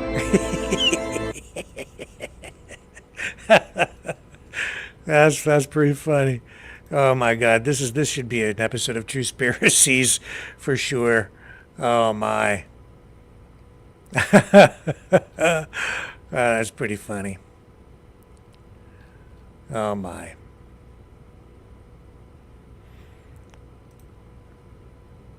Okay, here's something else. This is all on the fly. This is not vetted. I don't know what these people are about to say, but this is a little girl, and she probably knows more than that other guy who told you to go ahead and look at the frickin' thing and burn your eyeballs out. She's got to know more than the other guy. Hi, my name's Annabelle, and my question is, how do the moon and sun move? Hi, great question. When you see the sun move across the sky, it's not the sun that's moving, it's the Earth. The Earth is spinning and it takes 24 hours or one whole day to make a full rotation. So if you're the sun and I'm the Earth and I rotate, I only see you, the sun, for part of that rotation. Try that with a friend and take turns pretending to be the Earth. We also see the moon move across the sky because the Earth is spinning. But the moon is actually moving. The moon is moving in orbit in a circle around the Earth, but it's moving very slowly. It takes one whole month for the moon to make one orbit around the Earth. So each day, each time the Earth rotates once, the moon has moved just a little bit in the sky. Hope that helps. No. Lies, all lies. The Earth is a pizza. It's a flying pizza. You all know it.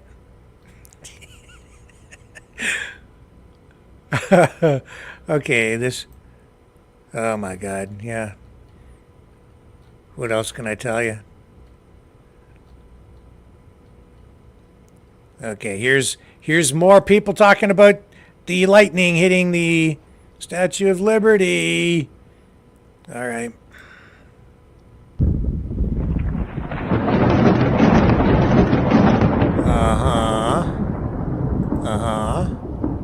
I think that might be fake. Probably fake. Yeah. That's the other lightning strike had it hitting the torch. That other image. Somebody ain't telling the truth. Look. See, told you. And in that video, it didn't hit the torch. So what, did it get hit twice by lightning? Did lightning strike twice in the same place? I think not.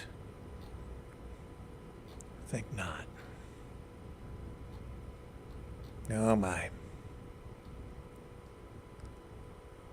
So yeah, NASA is gonna live stream the total solar eclipse on Monday, April the 8th. So that's gonna happen. All pretty exciting stuff. Yeah.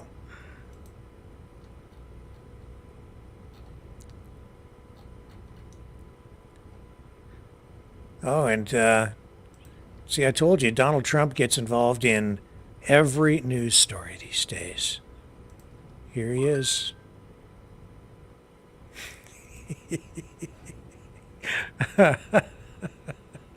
This is funny. Okay, and this is unrelated, and then we're going to get back into serious news.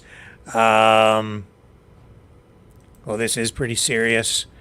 Chrystia Freeland, Canada's Deputy Prime Minister and Finance Minister, today Housing announcement. I just have to share it with you. This is important news.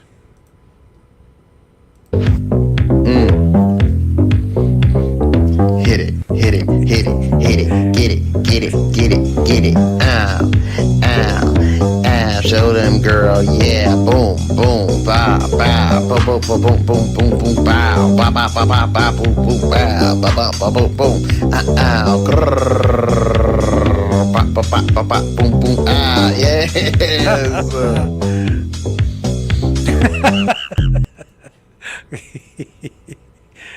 Okay, that was funny.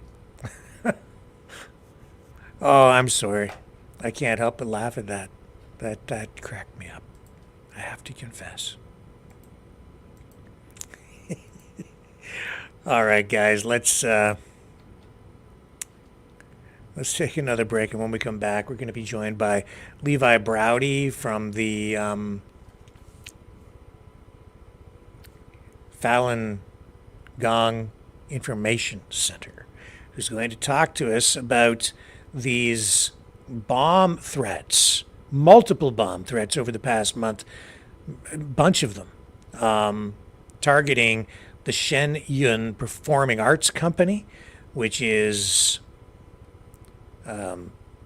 based in New York, but of course they celebrate Chinese history, Chinese heritage, and I guess they've been targeted out in California, in Vancouver, in some other places, and he's going to help us understand exactly what that's all about. We did report on it the other night, and this is documented.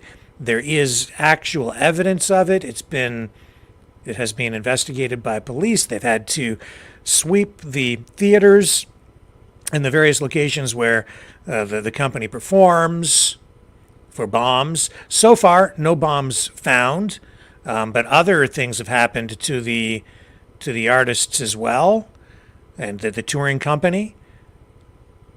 All of it very concerning, and Levi will fill us in when we come back.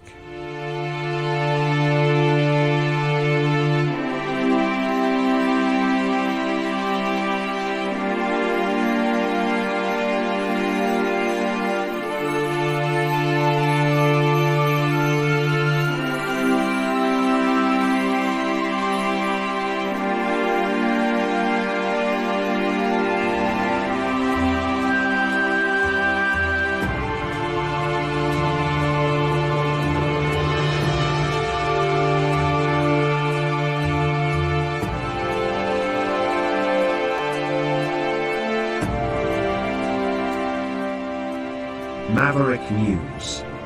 The world is watching.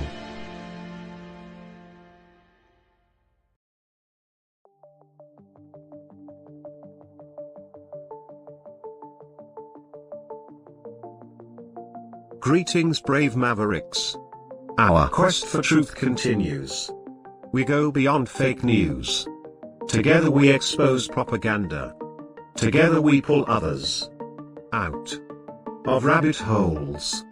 We are maverick thinkers. We are all unique individuals, defenders of individual rights and freedoms, credible, trusted, grounded in reality. Maverick News, Maverick News. Defending free speech, free speech. Donate at freedomreporters.com. Do it now. Tomorrow may be too late. Maverick News. The world is watching.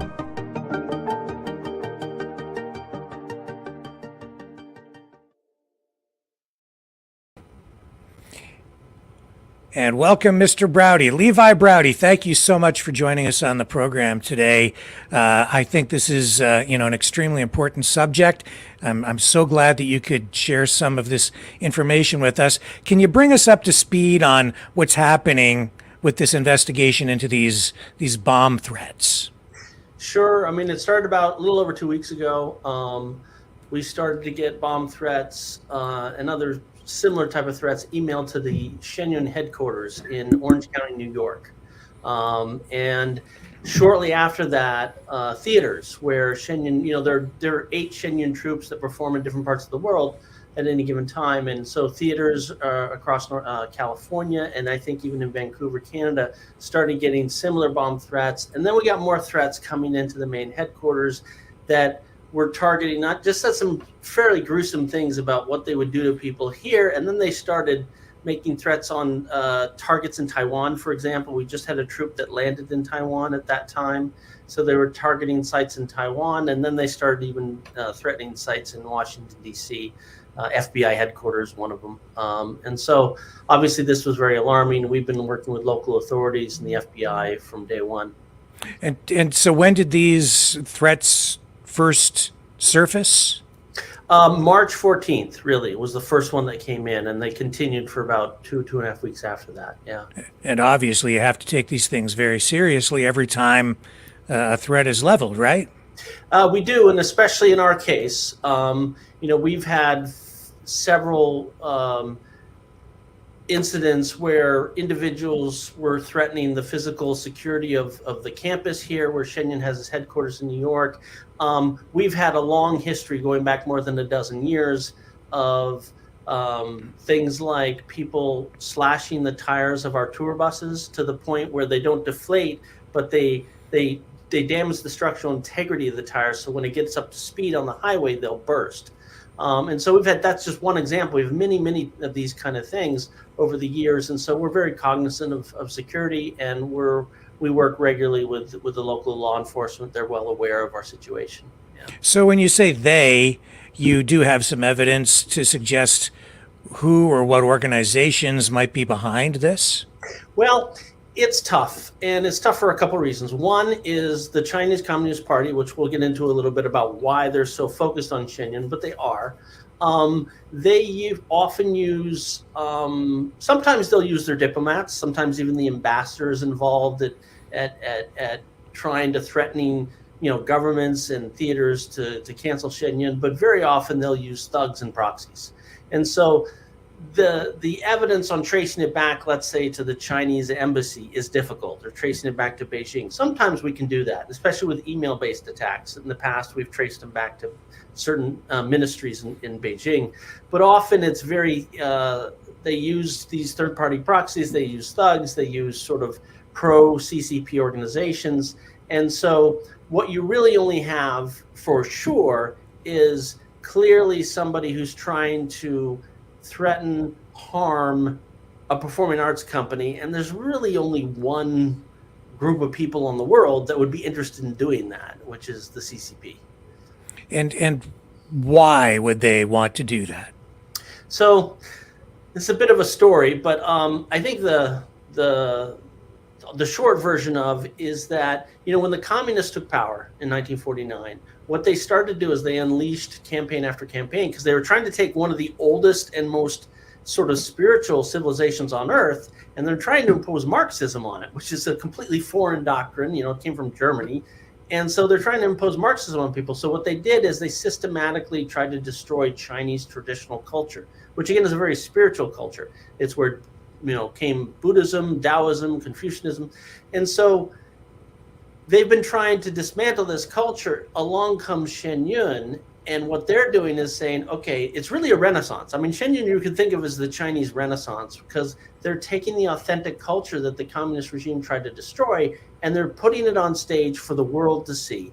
And what the world is seeing is, one, it's very beautiful, it's hopeful, it's very spiritual.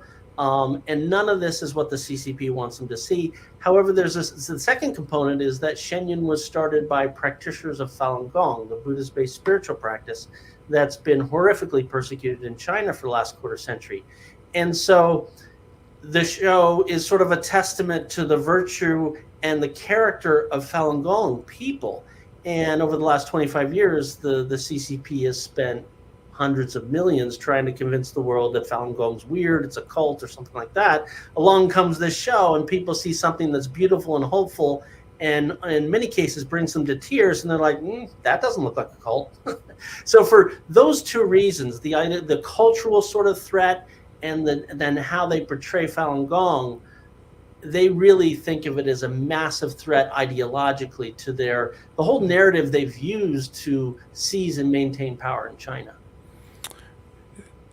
So you're using art to showcase culture and history, and they see that as a real threat. Because why? Is this contrary to Marxist ideology in some way? Very much so. I mean, I think that's one of the main components. There are other components, but this whole idea, because particularly with Chinese culture, was a very spiritual culture, and that Marxism is officially atheist, and in order to secure power and maintain power, they've had to kind of root out this spiritual culture of China and say, no, there's no divine or spiritual realm. There's just the Communist Party. That's the one and only authority that they want people to recognize. And so any endeavor that it takes authentic Chinese culture and shows actually this is what it really was, and shows how spiritual it was and how connected it was with the divine, that's going to be a huge threat. In addition to that, just the idea that, one of the ways the CCP has maintained power is to convince the Chinese people, honestly, of false narratives. One of which is the CCP is China. And without the CCP, the China would be lost. It wouldn't be able to function. And those are two blatant lies. The CCP is an import. It started in Europe and went through Russia and came into China. They violently seized power. So it's not the same thing as China. And the CCP is not the shepherd of Chinese culture or people. And this show makes all that really, really clear. Because when you see the show, you're like, oh, not only is this real Chinese culture the CCP tries to destroy, but the CCP has been a force that's not been good for China and not been good for the Chinese people or its culture. And so it's a direct challenge. It wasn't meant to be that. The folks at Shen put on the show because they thought the value of this culture, like many other traditional cultures around the world, had a lot to offer the world. It had a lot, when you go to Italy and you see artistic works of the Renaissance, you may not be a Christian, but you stand in front of the statue of David. It's very moving. The story is moving. It's something about it touches you. And I think that the folks at Shen feel the same way about Chinese culture. But the CCP sees that and they go, okay, this is challenging the entirety of the foundation that we've built our legitimacy as a ruler of China upon. And is the Falun Gong then part of the show? Is it how integrated is the Falun Gong to the Shen Yun performance? That the performance, I guess, encompasses a lot of the old culture, but the Falun Gong is part of that? It is. Actually, that's a really good question. I haven't heard it put it that way before. That's a really good question because, yes, the Falun Gong group, they're the ones who started Shen Yun. Yes, they're the ones who put it on the show and run the show. But here's what most people miss, and that is Falun Gong itself, like many practices that go back for thousands of years in China, it is very much heartland Chinese. It is from the Buddhist school of teachings. Actually, back in the 1990s, when Falun Gong was first introduced, it was wildly popular. You go to any park in China, big cities, tiny villages, there will be people doing Falun Gong. Because it really, again, it was their kind of renaissance. It was the reemergence of traditional spiritual culture, traditional Chinese culture. And so Falun Gong, as its essence, is very connected to Chinese culture. People who practice Falun Gong naturally have a deep understanding and appreciation for Chinese culture. And so as the persecution unfolded in China, one of the things, at least in the Falun Gong community, was recognized is that this was not just a persecution of this one faith group. This was kind of the last nail in the coffin to destroy Chinese culture entirely. Because again, you can't really separate entirely Falun Gong from traditional Chinese culture. They're very much integrated. And this was the reemergence, the sort of last gasping breath of this culture that they've been trying to destroy. So in trying to destroy Falun Gong, this was sort of the last wave to destroy Chinese culture. So Falun Gong was uniquely positioned to say, okay, if we're going to bring back the culture, we have a very deep understanding, we have a clear understanding of what that is, and we have the capability to put that on stage.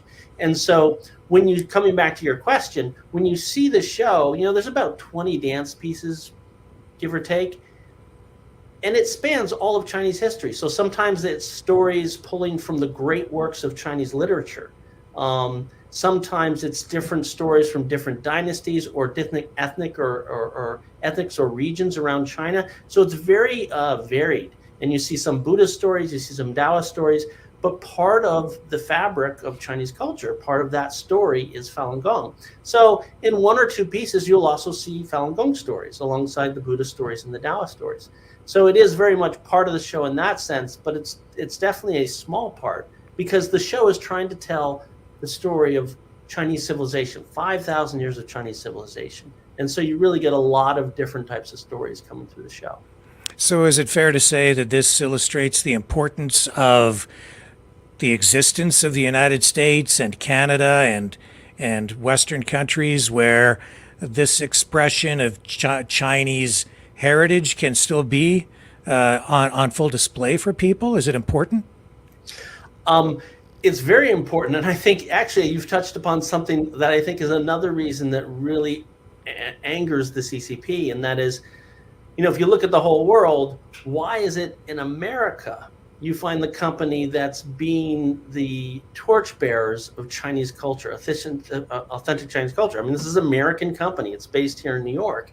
And the idea that it's an American enterprise that's delving into what is real Chinese culture and how to share that with the world, I think also irks the CCP, because in a way it's sort of like the American government, strictly speaking, you could say the American government is a more productive and effective shepherd of nurturing traditional Chinese culture than the CCP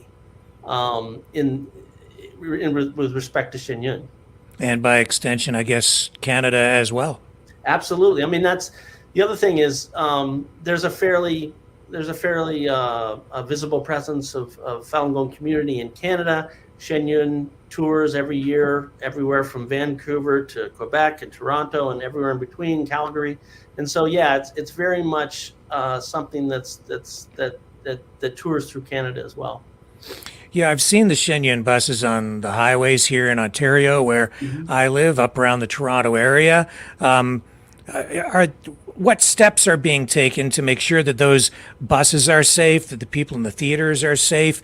That must be front and center and paramount for you. Yeah, I mean, about 12 years ago, it was interesting. In just one weekend, we had buses that were simultaneously, I think, in Manitoba, Arkansas in the U.S., and Arizona. And in one weekend was the first time that the tires, the front, and particularly the front tires of our buses, were slashed in this manner so that they would burst at high speeds. One did here in the U.S. In fact, here's a picture of one right there that you can see just a slash, but not all the way through. Yeah, that's right. And so after that weekend, what we instituted was we have 24/7 security watching our buses everywhere we go in the world. So that's one measure we're doing to keep safe on the road. Now, with these bomb threats, again, mostly we've worked with local authorities. So, for example, in California, the police were there. They even brought bomb sniffing dogs in at some point to go through the whole theater and make sure it's safe. Honestly, and they found, no bombs, obviously, in the theater. No shows have been disrupted. And I'm not surprised by that because, again, the goal here, for years they tried to convince governments. I mean, we did a whole report came out about 3 months about the global campaign of the CCP trying to shut Shen Yun down worldwide. And it studied over 38 countries, over 130 incidents where government officials or thugs or what have you are trying to convince local governments not to have a Shen Yun show, trying to convince theaters not to have a Shen Yun show. And when none of that's working, try these scare tactics to scare people not to go to the show. And that's been everything from, just to give you a quick example, back in 2020, when one of our troops was going to Salt Lake City to perform, this whole WeChat, and mainly Chinese, and we think most of them were in mainland China, this whole WeChat group started to spread this rumor that oh, Shen is coming to town and they're coming directly from China and they're all infected from COVID and they need to cancel the show because if you go to the show, you're going to get COVID. And it got so bad that the Utah State Department of Health had to take to their Twitter page and said, okay, people, first of all, Shen is in America. They're banned in China. They can't even go there. There's no COVID threat. Everybody calm down. But those kind of smear tactics, they've done all kinds of things like that to sort of intimidate theaters, to intimidate theater goers. So these bomb threats, I think it's best to understand them as the latest incarnation of a way to try and scare Americans, scare Canadians not to go to the theater. That's their goal. And so that's obviously we're taking all the precautions. We're working with law enforcement, but really we see this as a scare tactic, and it didn't just fall out of the sky. This is part of a trend. Now, I have heard about the Falun Gong. I've heard stories about the way they're treated in China. Can you elaborate on that for us? Sure. So again, going back to the 90s, I mentioned that this was a very popular spiritual practice, and it really, the government didn't take a whole lot of notice of it initially because it was part of, the Qigong exercises, and there was a huge Qigong boom. And so it became very popular. But one of the things that in 1999, the government did a survey and found that there were 70 to 100 million people practicing. So that's 40 million more than the members of the Communist Party. And at that point, the top leader of China at the time, Jiang Zemin, he ordered it be crushed. And there was a real power struggle because there were people, even at the top level of the Politburo, who had family that were practicing Falun Gong. I mean, Falun Gong was everywhere. It was in the military, it was in police, it was in universities, it was in rural farm areas. I mean, it was literally everywhere in the country. I mean, trying to go after Falun Gong in China was like trying to go after all Catholics in Canada and in the US. I mean, you're going after an entire portion of society. So needless to say, his order won the day. And so starting in 1999 and continuing to today, if you're a Falun Gong person in China, you're essentially a Jew in 1938 Germany. You can lose your job, get out of housing. There's an enormous amount of people who are just destitute because they can't go home because the police are hounding them so much. Millions of people have been incarcerated in labor camps or later on just prisons or black jails or these kind of facilities. We know well over 5,000 who've been tortured to death, and that's just the cases we've been able to verify. A tribunal was started in London in 2019 where they did a year-long investigation of the crime of forced organ harvesting.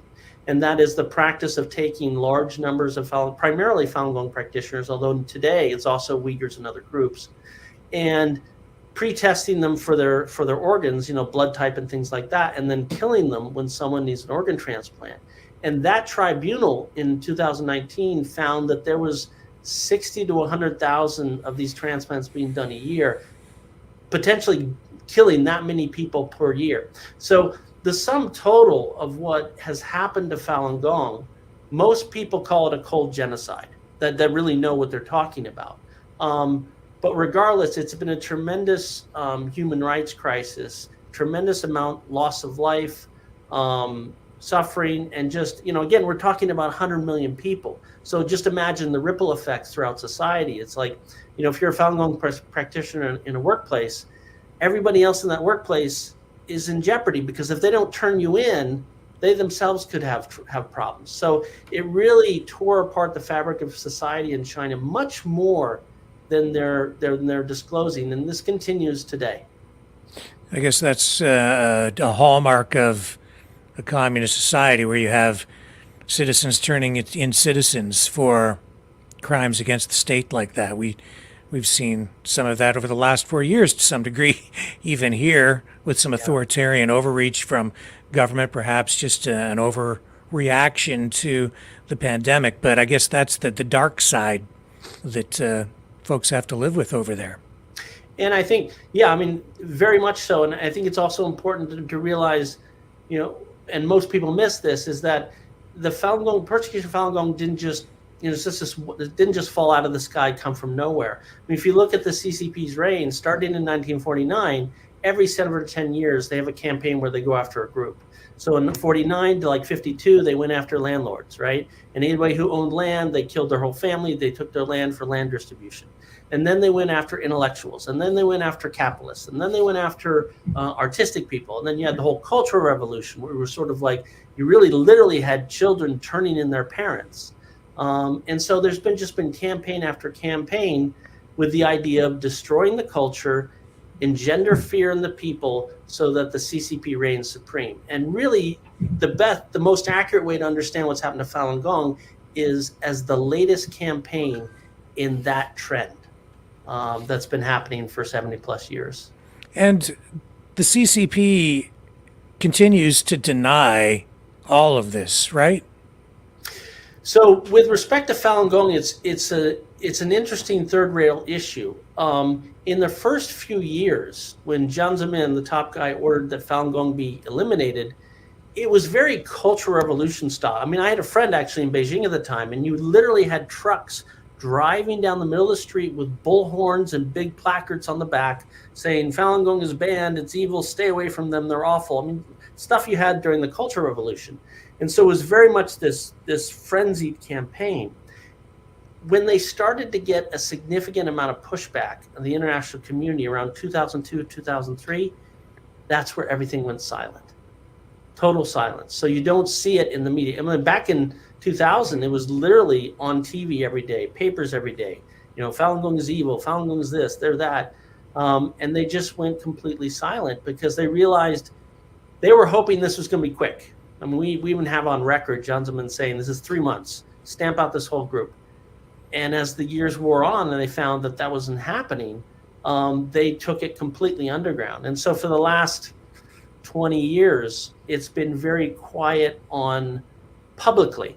Now, Ethan Gutmann, who's probably one of the foremost researchers on at least early on in the forced organ harvesting crimes, he said it best, and that is, if you want to know the quickest way to end a meeting with any Chinese diplomat anywhere, just mention Falun Gong, meeting's over. So they just won't talk about it. They don't want to hear it, and they will cover up any evidence of the crimes they've committed against Falun Gong.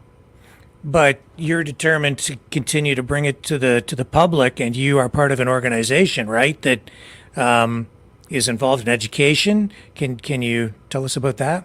Sure. So, you know, it was the fall of 1999, just a few months into this persecution, we realized that there was just a huge vacuum in the West. I mean, everybody knows when something happens to Jewish people, everyone knows what a Jewish person is, or a Christian, everybody knows that.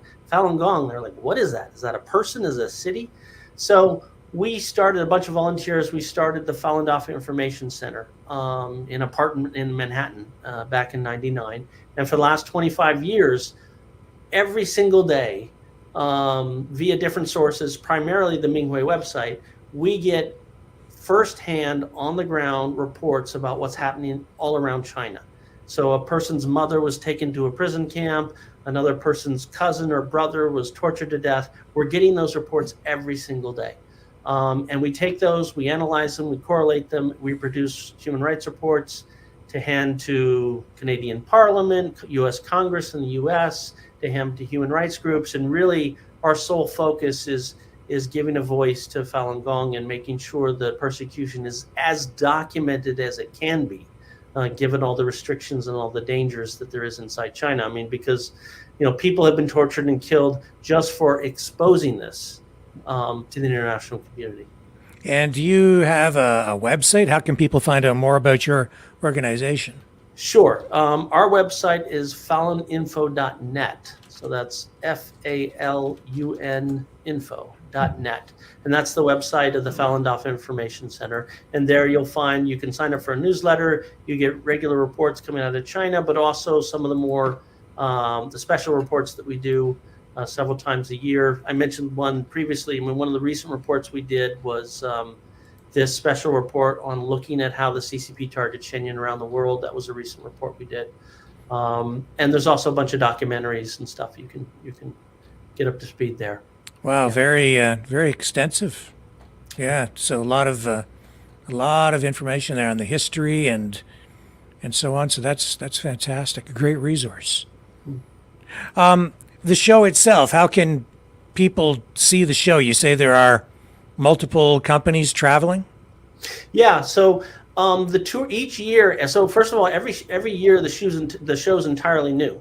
So they re-choreograph it, they redo everything in the summer, and then starting in December through June, 8 companies go out and they tour around the world, including all across Canada. I think some of the shows have already happened, like in Vancouver. I think there's shows coming up in Quebec, and perhaps other parts in the East Coast. And the best way to find that is to go to shenyun.org, SHENYUN.org. And that's the main website of the company. And there you can read more about the company and you can find tickets to different shows around the world. And the performers themselves, have they been targeted individually at all in any of these threats online, anything like that? Do they any aspect to that, or has it just been bomb threats directed at the company as a whole? No, and actually it's a very good point you raise. A lot of them have been targeted individually, and particularly their families back in China, because a lot of the performers are Chinese. They have family back in China. I mean, just last year, actually, one of the principal dancers was Shen Yun. His name is Stephen Wong. So literally, as he's touring around America, taking the stage every night, his mother, who practices Falun Gong in China, was sentenced to 4 years in prison for her faith. And, he's the principal dancer. So there's, among those 20 pieces, I mentioned 1 or 2 about Falun Gong. And I'm just trying to put yourself in his shoes, where I remember there was a piece from last year where he's actually showing a story of a family of Falun Gong people, including a mother, being taken in and beaten by CCP officials and thrown in jail and all this stuff. So he's having to go out and act on stage what literally is happening to his mother back in China.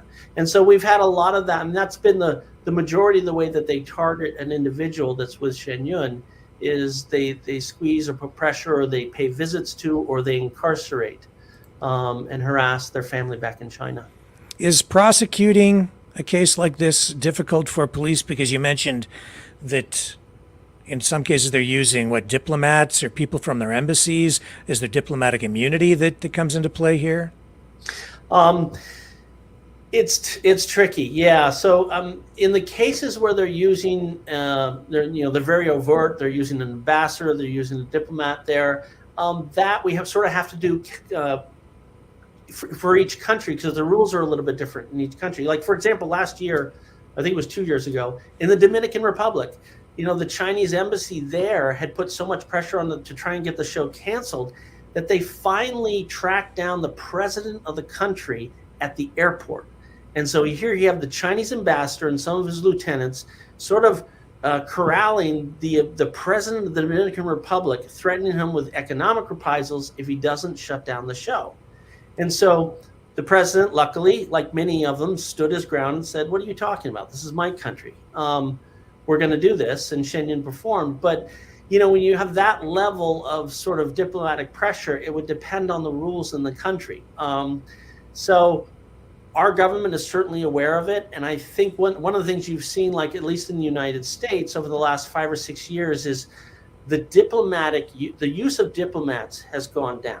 One, because it wasn't working, because a lot of the theaters, like the theater in Arkansas, would just publicize the letter and give it to the FBI and have a press conference and make them look really bad. Partly because it's working, but partly because of the problem you're just talking about, is they're worried that they're going to be, this is certainly not the official role of a diplomat, and they could get kicked out of the country. And so they're starting to not use diplomats as much and use more sort of hired thugs and things of that nature. And that one, it's a little hard. I mean, there have been cases of people being arrested and stuff, but it's a little hard to trace it back to the CCP. They are proficient at utilizing so-called community groups in Chinatown, regular thugs off the street, to do their dirty work. Here in Canada, we have a parliamentary committee, an inquiry actually, not a parliamentary committee. It's an inquiry looking into foreign interference into Canadian politics and specifically the last 2 federal elections here. So we're into day 9 of this inquiry. It goes into next week. Prime Minister Justin Trudeau will testify, I think, next Thursday, next week a day anyway. And I guess what you're what you're saying or telling us here is an echo of what I'm hearing over at this inquiry that's ongoing right now. It's I guess this just shows the reach that the CCP has around the world and the way that they're trying to have influence over governments all around the world. Absolutely. I mean, it's very interesting you're mentioning that. There are two quick cases I'd want to point out that speak to what you just said. One is that we just had 2 Chinese agents, CCP agents, arrested by the FBI 6-7 months ago because they were caught trying to bribe the IRS in order to target Shen Yun. So that's one case. We just had a Shen Yun troop coming back from Europe, landing in Chicago, and an ethnic Chinese U.S. customs official started saying all kinds of sort of crazy Chinese government type stuff at the U.S. border. Hey, you're Falun Gong and therefore you're illegal and you can't be here. This is the United States, and they were talking to U.S. citizens.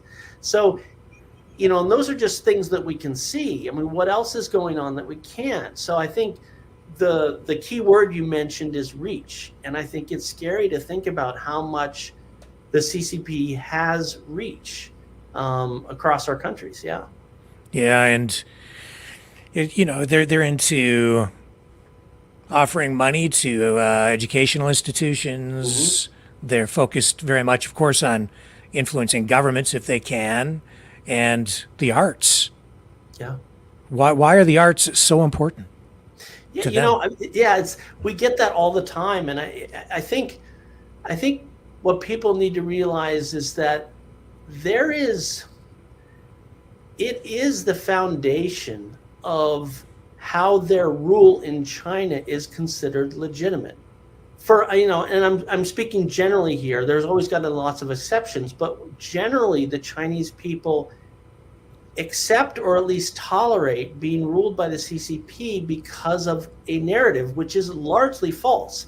And that narrative is that the CCP is the one who took them from third world status, from the terrible situation they were in at the turn of the century, and lifted them up and gave them dignity and gave them a place at the table at the for the international community. And that's just a lie. It's not. The Chinese have done so much better without the CCP. And so any artistic group that counters that lie, that shows that that's not true, that shows that the Chinese people have a wonderful culture without the CCP, have a wonderful civilization without the CCP, anything like that, artistic or otherwise, they consider a direct threat the entire narrative that they've built their sort of legitimacy upon. Is the show itself an expression of the ongoing struggle for freedom? Not per se. I mean, it's really at its heart and soul, it's really about an expression of Chinese culture. And, if you look at Chinese culture, it's the oldest contiguous civilization on Earth. It goes back 5,000 years. And so there's just an amazing treasure trove of virtues and stories and legends that come through. So it's really about that. But if you look at the substance in any one of those stories, you will see things that are very Buddhist or Taoist in nature.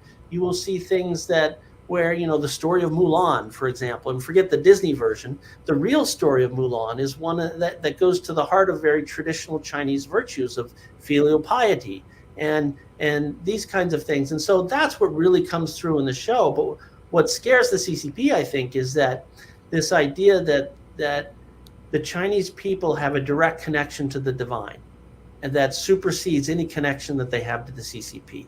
And that's embedded in Chinese culture. And that's what really scares them. Well, I'm just glad that you have the freedom to perform here in Canada and in the U.S. and in some other countries around the world. I'm glad that you're helping to not just preserve but resurrect or restore or bring back this culture for the world to see. Levi, is there anything else that you think we should focus on or think that we might have missed here?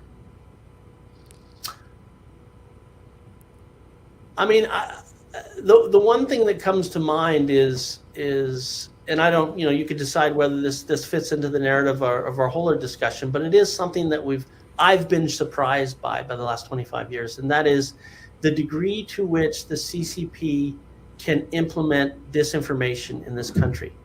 When I look at Chinese propaganda in China, it's so on the nose, it's so obvious. It's sort of like, how does that stuff work? I mean, I always thought they were terrible at propaganda because I just look at, the old posters from the 70s and the 80s, and I'm like, this is ridiculous. What I've realized is that actually they know how to put out disinformation long before we key that term.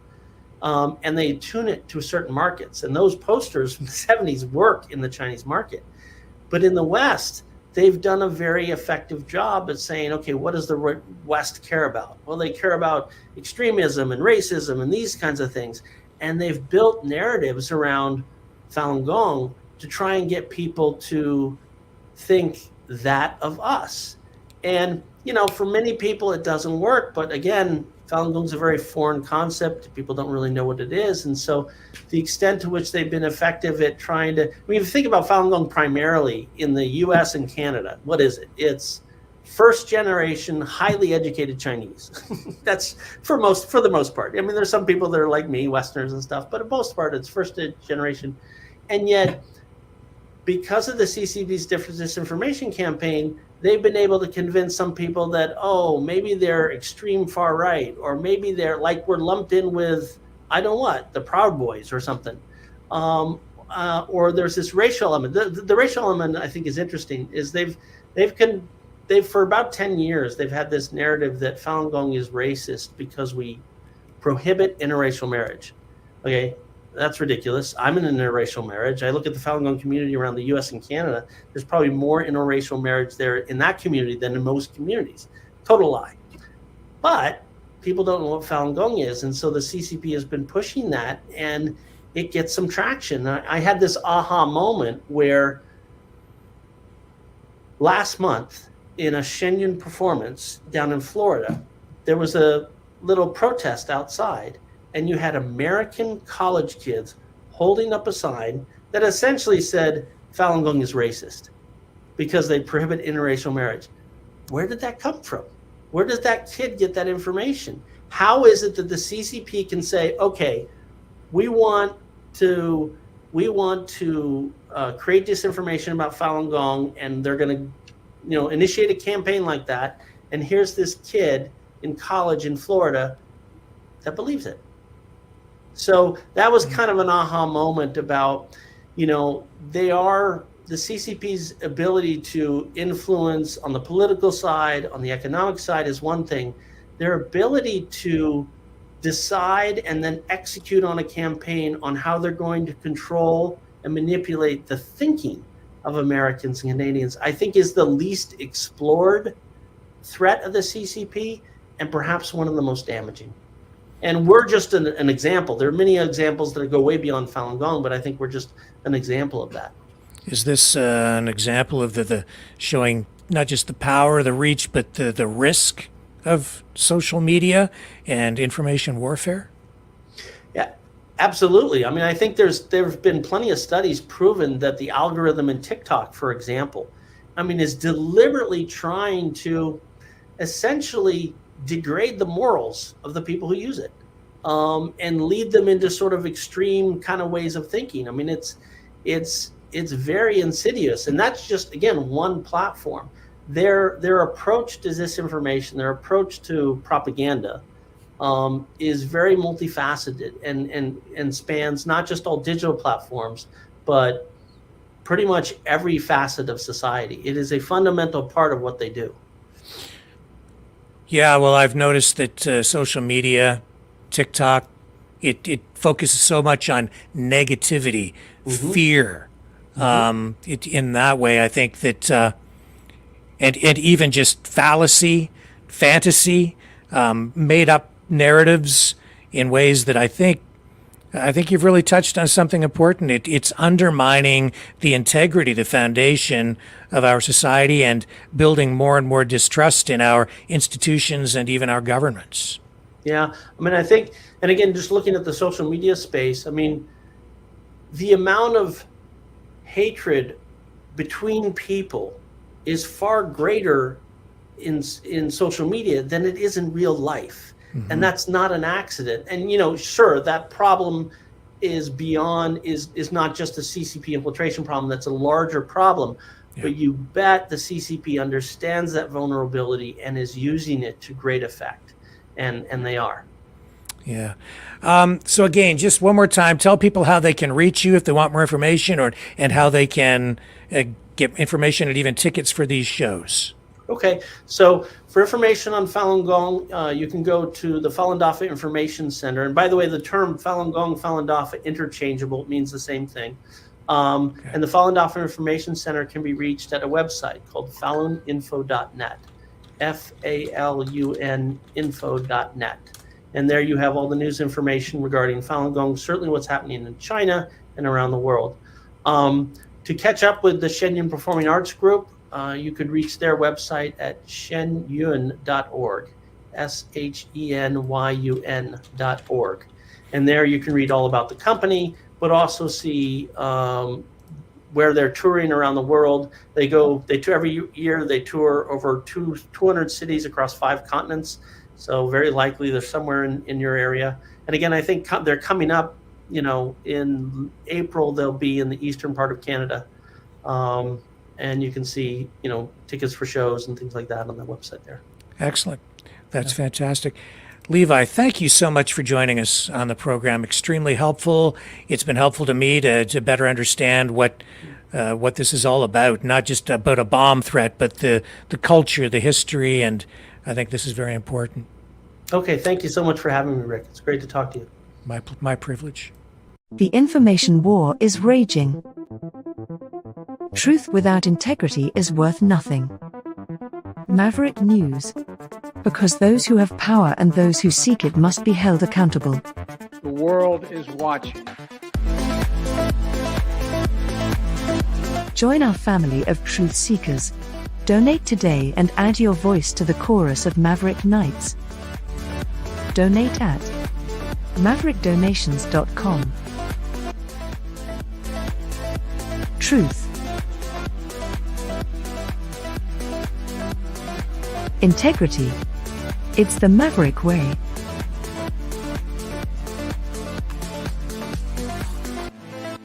Maverick News. The world is watching.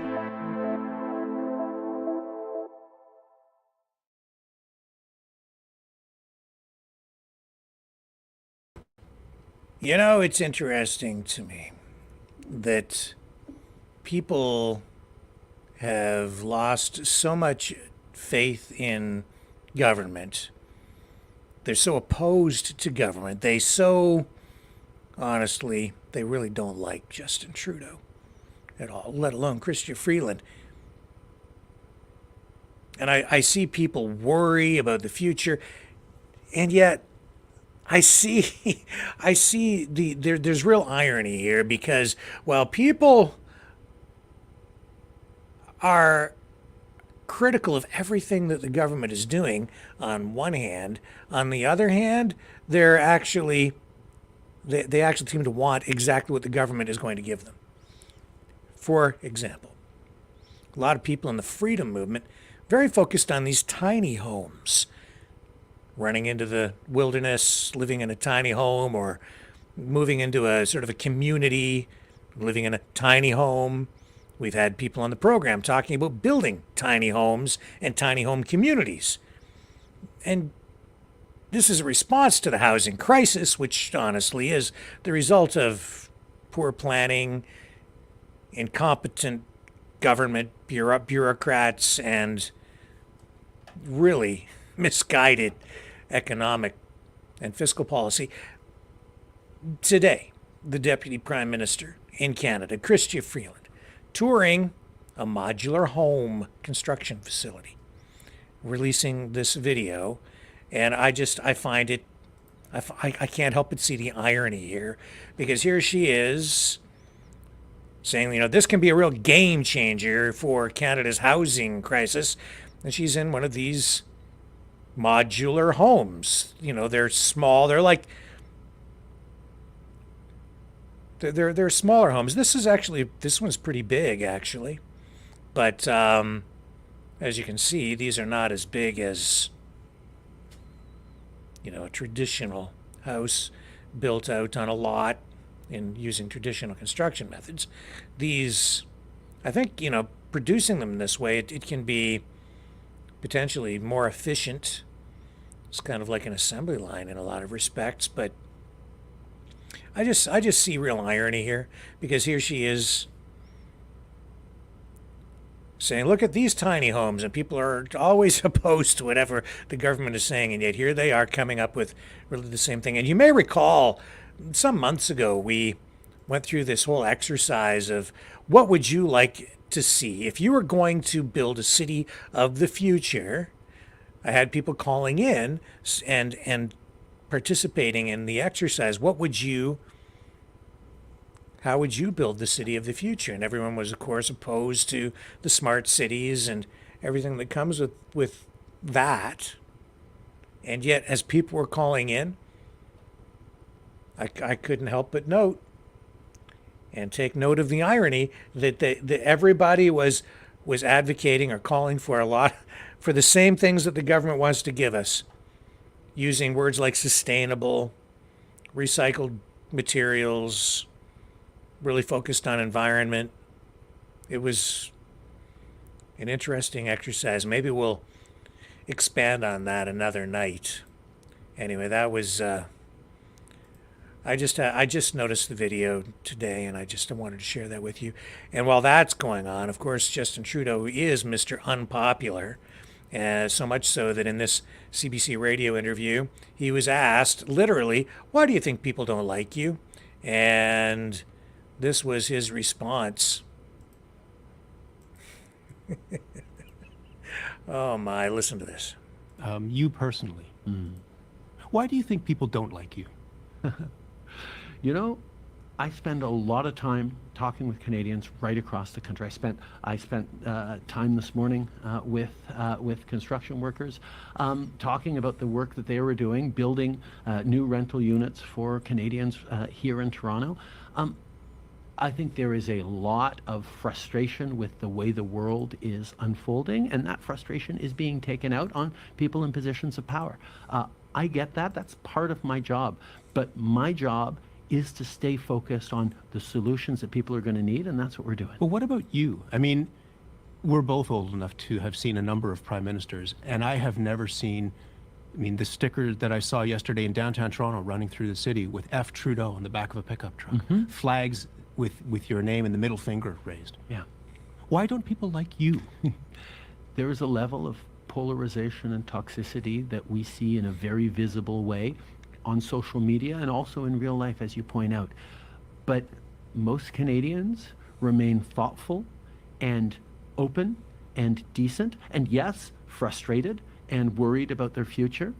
But I also know Canadians are good people who are willing to work together to build that future, and I'm part of that.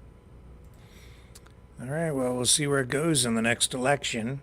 If you want to call in, I'll give it a few minutes here. We are getting near the end of the broadcast, but if anyone wants to join the conversation, I will make that available right now at 1519-401-1373. I'll run the promo. I do want to talk about a pretty incredible auction that just took place.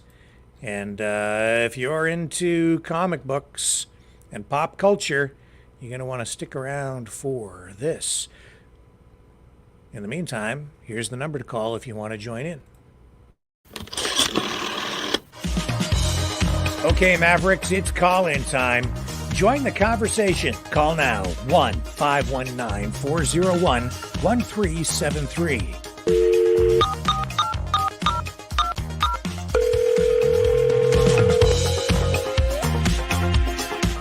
One 519-401-1373. Exercise your right to free speech.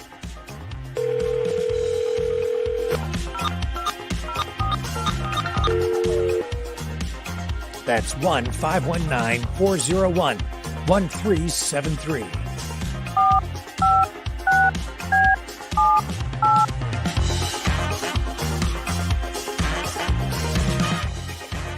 That's 1-519-401-1373.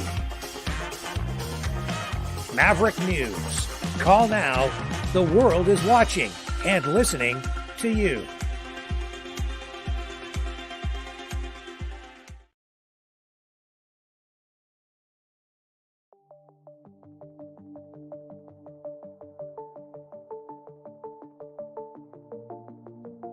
Greetings, brave Mavericks.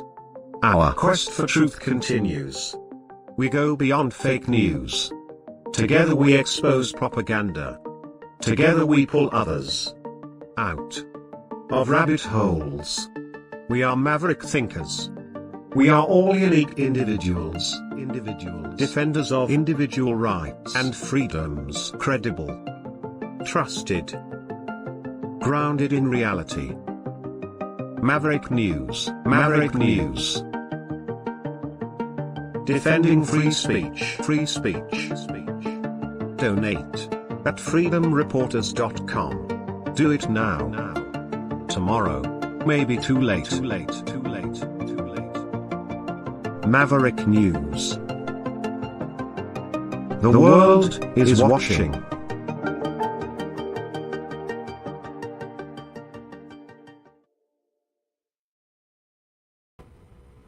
Okay, I'm back, and if you like what we do here on the show,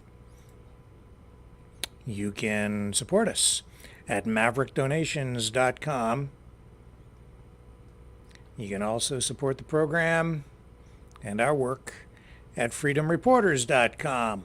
And it doesn't cost you anything to like, share, subscribe, so I'd really appreciate it if you would consider doing that. Rumble is where we need you, really.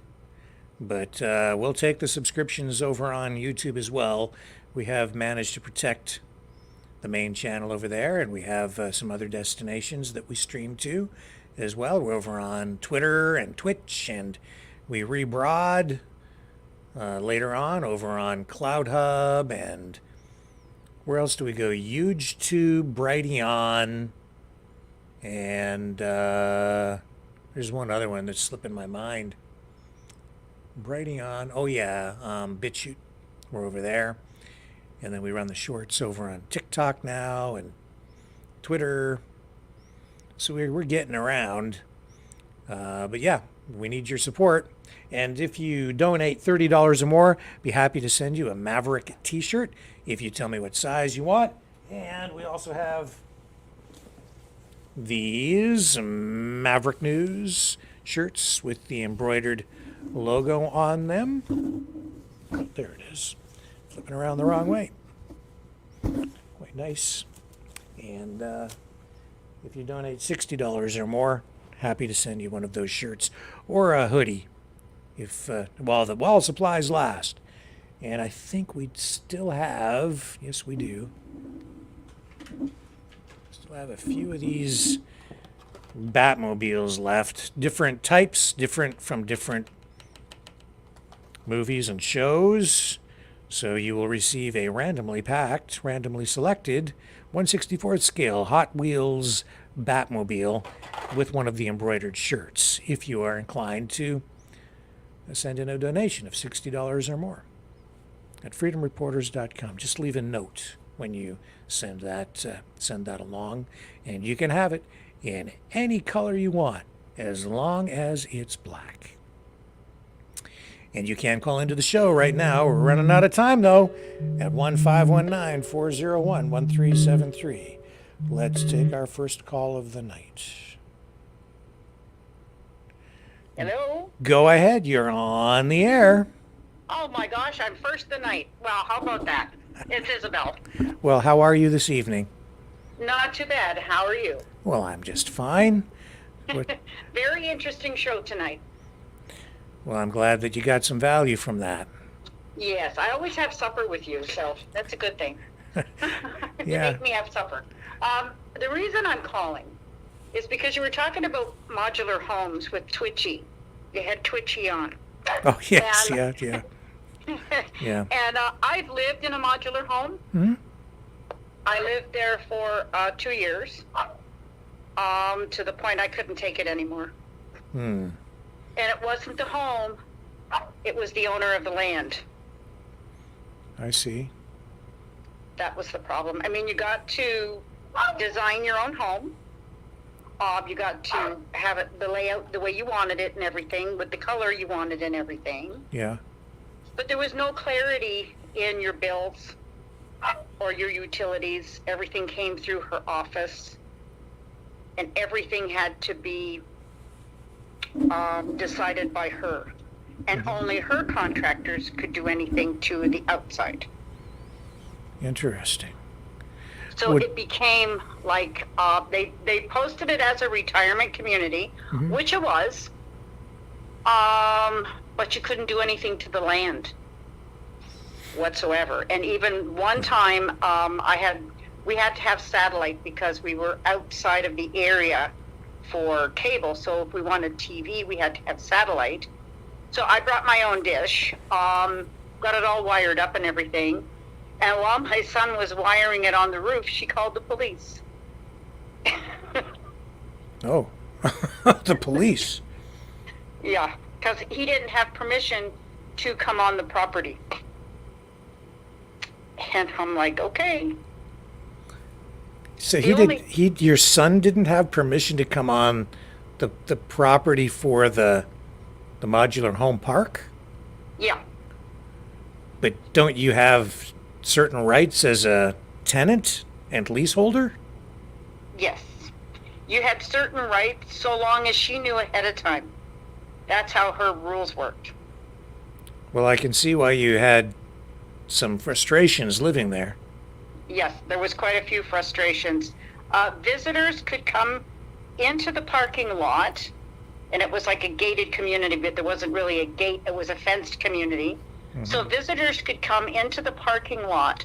So if you had a friend that lived way in the back, and if they were disabled, they had to literally walk or wheelchair to the back of the property. They were not allowed to drive on the road. And there was roads all over. I'm like, this is crazy. So what would your advice be to people if they're looking at moving into a place like that? If you have a friend that's already in there, that's a good idea. Get all the ins and outs of these places, because they're kind of like the government. They portray such this wonderful life, and once you're in there, you're hooked. Mm-hmm. Hook, line, and sinker. Right. Because I had the one summer this was in 2000, I moved in 2014, I got out in 2016, so I was only there 2 years. The air conditioner broke, and everything is underneath these modular homes. They're trailers, actually, is what they are. Right. So they wheel them in. Now, some parks are really good. They do the transportation, and they put in the cement pad and set it all up, no cost. This one, it was cost. I had to pay for the cement pad, I had to pay for the hookups. My air conditioner was underneath the skirted modular home. The air conditioner broke down. For 3 days, I called the office to get her to come and fix it. I had to leave. It was 95 degrees in there. So there's a lot of things people need to sift out before you make the jump. And it wasn't a big one. It was 14 by 20. Was it cost effective to live in that? I thought it was going to be cost effective because I worked it out before, and I thought, okay, I had a larger home here where I am now in Glencoe, and it was 3/4 acre that I had the home on. And I was paying, I thought, saving the land tax by not having to pay the land, and leasing her land was like $600 a month. And then my trailer was $500 a month. So I thought for $1,100, as opposed to the $500 I was almost $600 mortgage and the $2,400 land tax, I thought I was saving. Because I thought everything would be cheaper. I wasn't heating an 1,800 square foot home. I was only heating a small trailer. I mean, it was great for me because I'm on my own, but it didn't turn out to be as cost effective because everything went through her office. We never got a utility bill from the utilities. We never got propane bills from the propane company. Everything came through her, and then she would tack on a administration fee. Of course. Yeah. You know, I'm like, what, to push a button and print it? Like, really? I got tired of her propane company because we were paying at that time 69 cents a liter for propane. When I found out my son had a huge tank and he was paying 57, I switched to the other company, and that caused a huge fight because I didn't ask her permission. I'm getting the picture. Yeah. You know, the funny thing with my son being on the roof of my house was the cop that she called, being an OPP in the rural area, happened to be the guy that he used to go hunting with. So it didn't work out in her favor. Yeah. But I do say people need to check these out. You need to check your lease. Go over it carefully before you sign. Yes, and you need to make sure, because most of these places, unless you can buy them outright, and I couldn't, so I had to finance it. So the financing now would be outrageous. Yeah. For these places. And you really I downsized from 1,800 square feet to 600 square feet. Yeah. So yeah, I mean, my kids were happy all the junk went, but my son tried talking me out of it, and I didn't listen. Well, so you're not there anymore? You moved out? No, now I've moved a couple of places, went to London and got the heck out of there real quick. I've been here now again in Glencoe since 2019. I have a wonderful landlord. Anything I want done, all I gotta say is, and he does it, and it's great. I would never leave. I mean, I have a 2-bedroom, and I pay less than $1,000 a month. Yeah, so you're further ahead. I'm further ahead.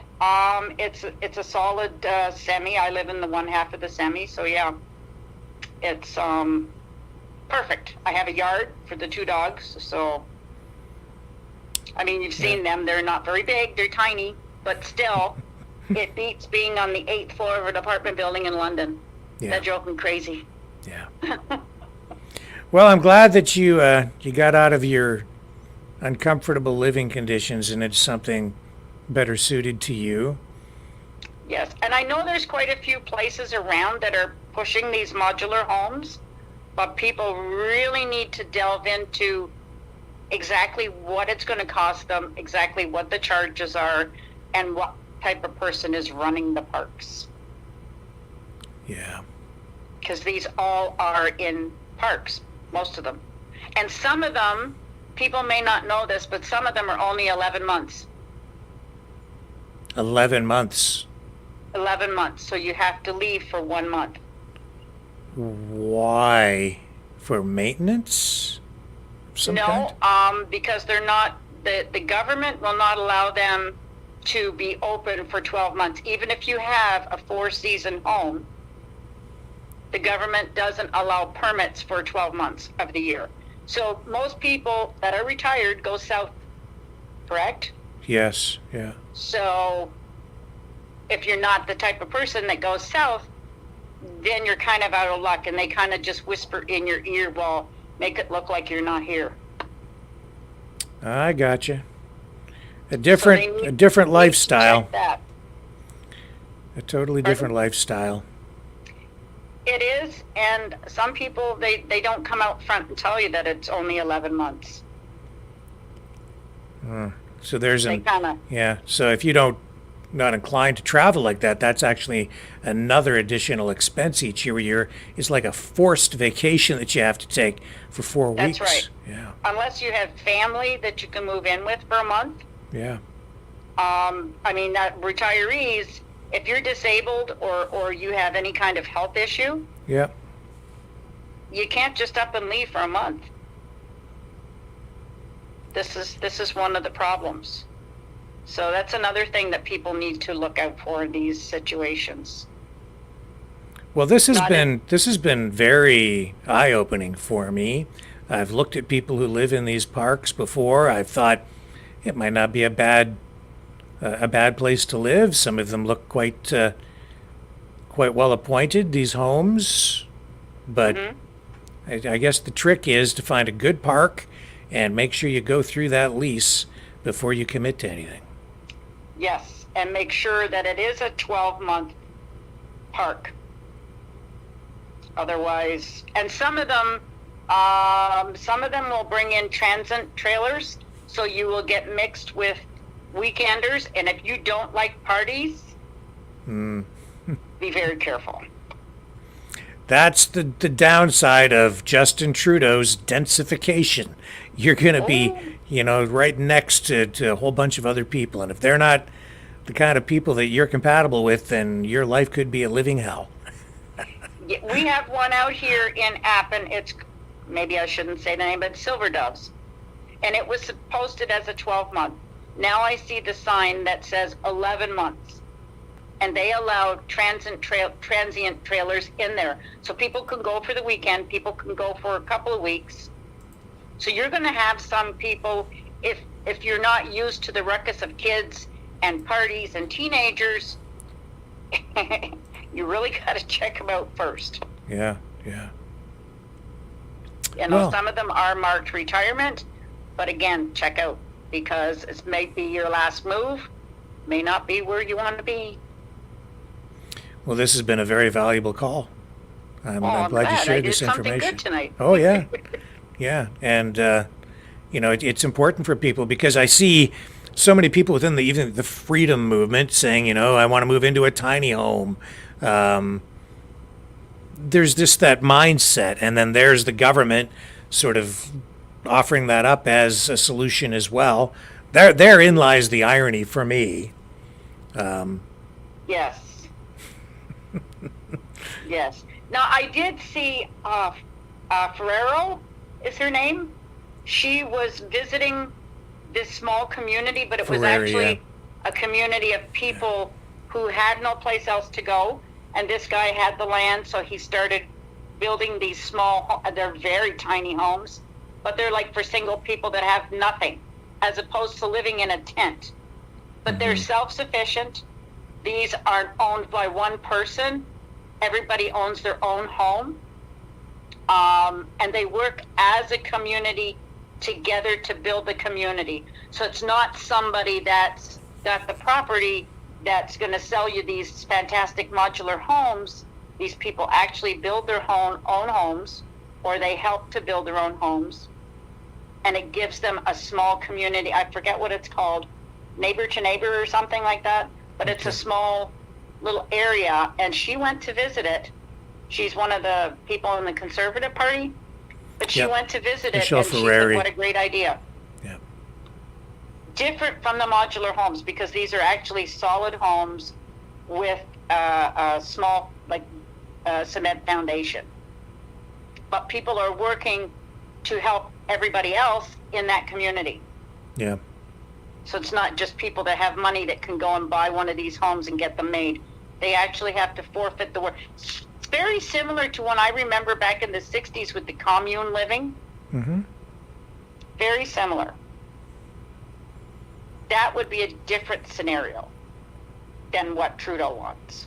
Yes. Because he doesn't want us to grow our own food or survive on our own, because, we need his help so bad. Well, Isabel, thank you so much for calling in tonight. This was a great call. very Oh, helpful. thank you. Yeah, really Thank you. appreciate it. Anything else you I want to hope add tonight? Pardon? Anything else you would like to add before we move Well, on you to the can next give call? me the winning lottery numbers. 16, 12, 27, 35. Hot. Oh, I thank you so much. It was an awesome night. You have a great weekend, Rick. You too. Thanks for calling in. Bye-bye. Okay, and I noticed that there was another person who just called, and we can only take sort of 1 or 2 calls in the queue at a time, so feel free to call back. We'll take a little break, and I'm saving up that big auction story for the end here, so feel free to call in right now at 1-401-1373, and here we are. And go ahead. Who do we have on the line? Hey, Mr. Rick, how are you? I'm great. Who's this? Rachel. Well, welcome back to the program. What's on your mind tonight? I'm listening to your show and you at one. How is that possible? You're listening to the show, and what? And okay, I guess I'm late in the show. Okay, sorry. Yeah. You know about the Chinese thing? Yeah, you're going to have to speak up because you're a little bit low. So I'm going to move this over so that we get a little bit better audio from you. Okay, so yeah, you want to talk about China? Yeah, that really, really bothers me. Like you have no idea. And what aspect of that bothers you? Everything they do, everything they how they act, how they treat their people, how they. Oh my goodness. You mean the Chinese government? Yes. Okay. Yes, like it irritates me to no end. Like, and Trudeau sort of setting us this way, like sort of gave us up. I don't know. If I'm not making any sense, just hang up on me. Well, I don't want to hang up on you. You know, the inquiry that we've been covering is really more about them trying to influence politics here in Canada and I think in the U.S. as well. So that's really been the focus of that federal inquiry. Well, I knew about the CCP a long time ago, about what they do, how they act, and everything that's evil about them. And Sure. Well, they certainly have a different approach to governing. That's for sure. And what they've been doing with the Falun Gong and these bomb threats against the Shen traveling theater company, that's very, very concerning. And they're, you know, that's not just made up stuff. I've seen the emails, the threats. Same here. Yeah. Many, many, many times, and I think it's absolutely disgusting. Yeah, absolutely. I think it's absolutely abnormal, and I'm sorry to say, but it seems like we're turning into Canada. Canada, as people like to say. Canada. Canada, yeah. Well, I certainly do see fingerprints on, you know, different parts of our society from foreign governments. I don't think there's any question about it. I think that we have multiple countries trying to influence things here, and it's concerning because it's affecting our politics, it's affecting our education, it's affecting our health care, it's affecting our immigration policies, it's affecting even mental health, I would say, to some degree. Yeah, it's affecting everything because the things I hear from them and the things I hear from dumb Trudeau, makes me very concerned and anxious. Yeah, and then we have, our own government messing with us as well. So we're getting it from all sides. The people are taking it on the chin these days. Yeah, well, I think he sold us off. That's what I think, and probably the other country, our best friends. Our best friends on the other side. Who are you referring to? Hmm? The U.S. I think we're all done with. Well, yeah, some people are looking at separation, breaking the country up. Some people want to take, some extreme measures that way. So I don't know if Canada will survive or not. We will see over time. Does that worry you? Of course it worries me because I don't know what we're going to get on the other side. I don't want the country to break up. I'd like to restore it. That's me. I'm a fixer-upper kind of guy, right? Yes, I don't like to throw things away. I like to fix things up. So that's where I'm at. But a lot of other people want to tear it down. Everybody, it seems, wants to tear it down. It's very concerning to me. I'm seeing so many similarities, to what's gone on in other countries that have flown apart, disintegrated into chaos. I'm seeing so much of that in play here right now. The one thing that's positive about this, though, that I have noted is as much as I'm seeing it, a high percentage of it is online. When I'm out in the community, when I'm just out walking around, talking to people, it's not as pronounced. So I think we're still a long way off from the country actually flying apart. And if it comes to that point, I think that the average Canadian will step up and say, no, I don't really want the country to break up. The mood may be different in other provinces where I have not been traveling. You're certainly going to run into more separatist sentiment out in Western Canada than you will here in Ontario for sure, and more in Quebec. But overall, I don't get the sense that Canadians as a whole really want the country to break up. Well, I agree with that, but what has Trudeau done? What has he given us to China? Because it seems that way. Well, yeah, he's a globalist, so he's not focused on Canada first. He's not about nationalism or even patriotism. Quite the opposite.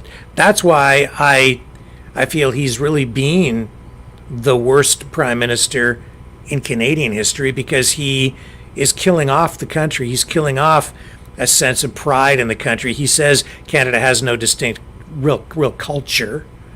He says it's the world's first post-nation state. So what are you prime minister of then, man? If you're not prime minister of Canada. But then he turned around. He's shifted his rhetoric. I don't know if you've noticed. He started to say things like, Canada's the greatest country in the world. He said that the other day, and I thought, you are so disingenuous. You're just saying that because you've already said that you don't believe in Canada as a country. Oh,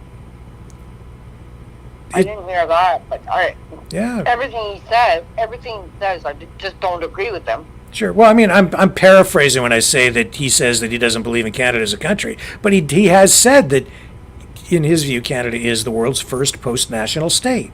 That means he doesn't believe it's a country. That means that he sees it as basically a state within a global government. So what is your idea that he thinks this way? What do you think that he thinks that it should be this way? Why do I think he thinks that way? Yeah. Because the people running Western countries have embraced this idea of a rules-based new world order, basically. And it goes back to the creation of the League of Nations and then later the United Nations, and NATO, and it's a formation of all these countries coming together. The idea really was supposed to be world peace, where you have international rules, laws, governing all nations that all nations agree upon, so that if there's a dispute between nations, there's a rule book, a law book, and you can go straight to that, resolve the dispute in an international court that everybody agrees to abide by, so you don't have to go to war. And then everyone's supposed to work together under global governance, and then nation states become secondary in terms of sovereignty to the global government. Unfortunately, it hasn't really worked out to be the utopia that these globalists, if you will, or multinationalists had envisioned. There are a lot of reasons for that, not the least of which is that it's evolved into this unelected global governance structure that is slowly seeping into every aspect of sovereignty in all these different nations, but they're not elected. So there's a lack of democracy there. And people lose their agency when we, as people within our communities, are governed by some bald-headed guy in a glass office halfway around the world who's never been to our community, you know? So we're losing our national sovereignty, and when you lose your national sovereignty, you lose it all the way down the line to even your municipal level in your local neighborhood, right into your trailer park, right? And that's no good. That's not what a free society is. So it's a complex political question and societal question. That's pretty messed up for a country that's always been peaceful, always been, you know, like we never asked for this. We never wanted any of the WEF or whatever the hell's going on. Yeah, the World Economic Forum. You know, the concern here is that, you know, even with the United Nations, we here in Canada, for instance, we can end up taking marching orders from the UN because they voted against us. So that means that you have these people from Zimbabwe and, you know, Italy and, you know, just all these other countries telling us how to conduct our affairs over here. Or it could be the other way around. We could be telling them how to conduct their affairs by the way we vote at the UN or as part of this global governance structure. But even there, the way it's been working out with the WEF and the World Health Organization, especially the transfer of power to the WHO, it transfers sovereignty to an unelected body. So there's no democracy in it. The WHO then dictates to us when it comes to anything health related, and health matters can be extrapolated to have an overreach over almost every aspect of our society. So that's a very dangerous thing, as we saw during the pandemic. Absolutely. Absolutely. There's the concern.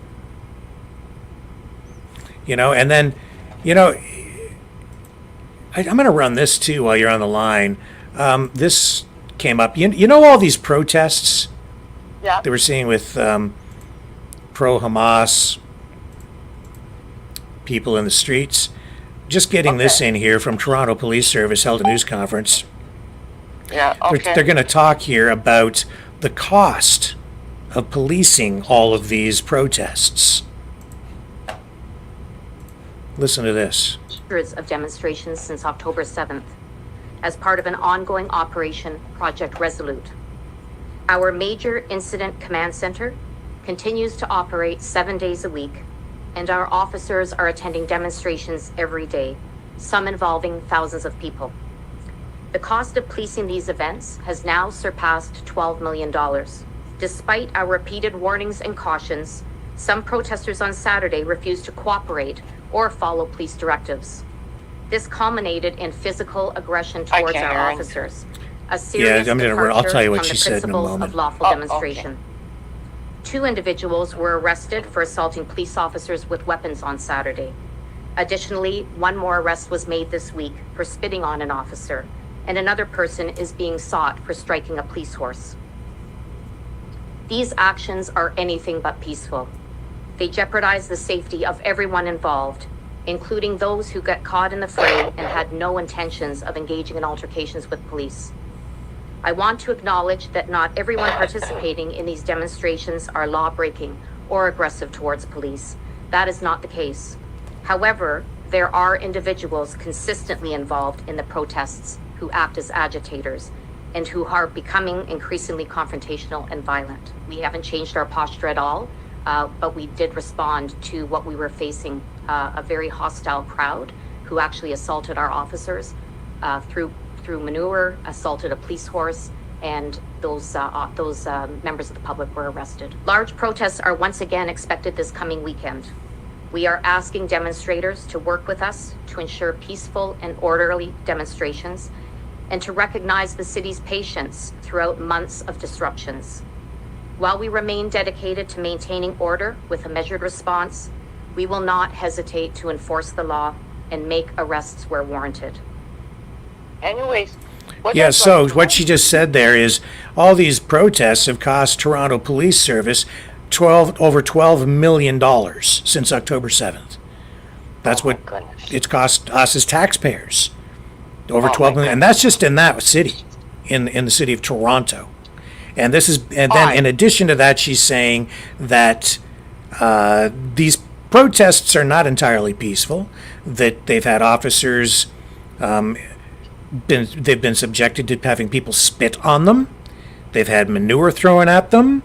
There are some agitators who are in the crowd who are showing up on a regular basis, daily, and they're becoming increasingly aggressive, agitating things and causing problems. As a result, Where, in Ottawa? No, in Toronto. Okay. So these are pro-Hamas, pro-Palestine protests that we're seeing in the streets every single day.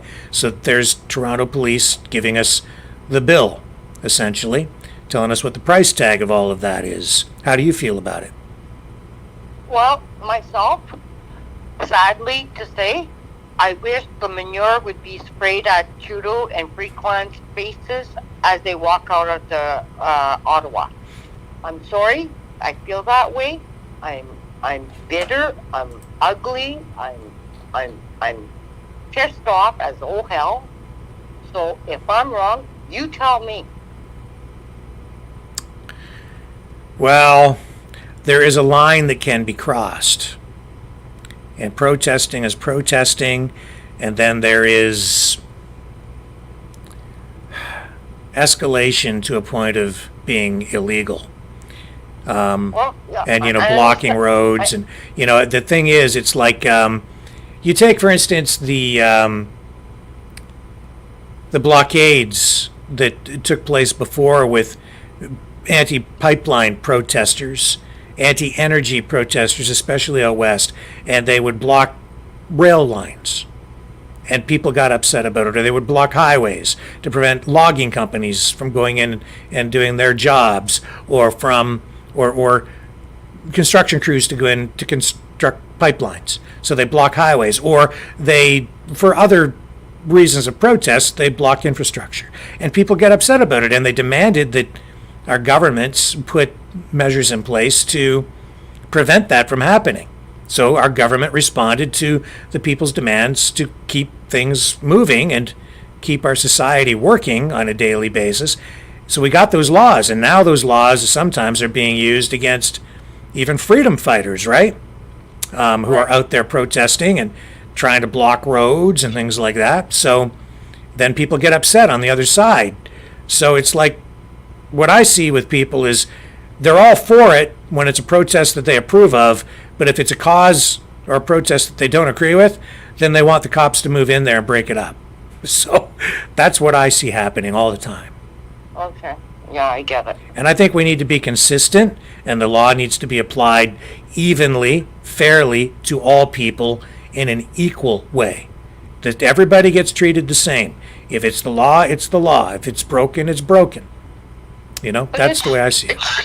It's just every single time Trudeau talks, I feel a hell of a lot smarter than him, which I'm probably not, because I'm not a teacher. I didn't even graduate high school, but I feel a whole lot smarter than him.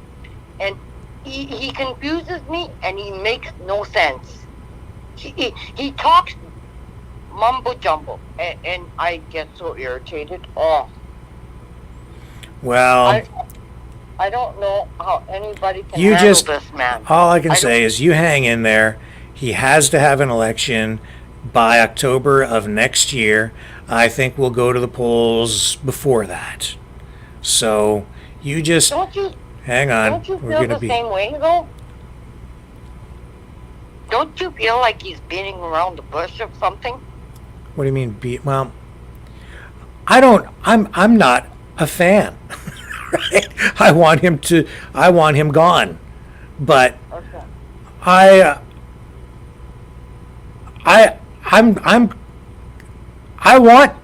I'm quite willing to wait to preserve the peace.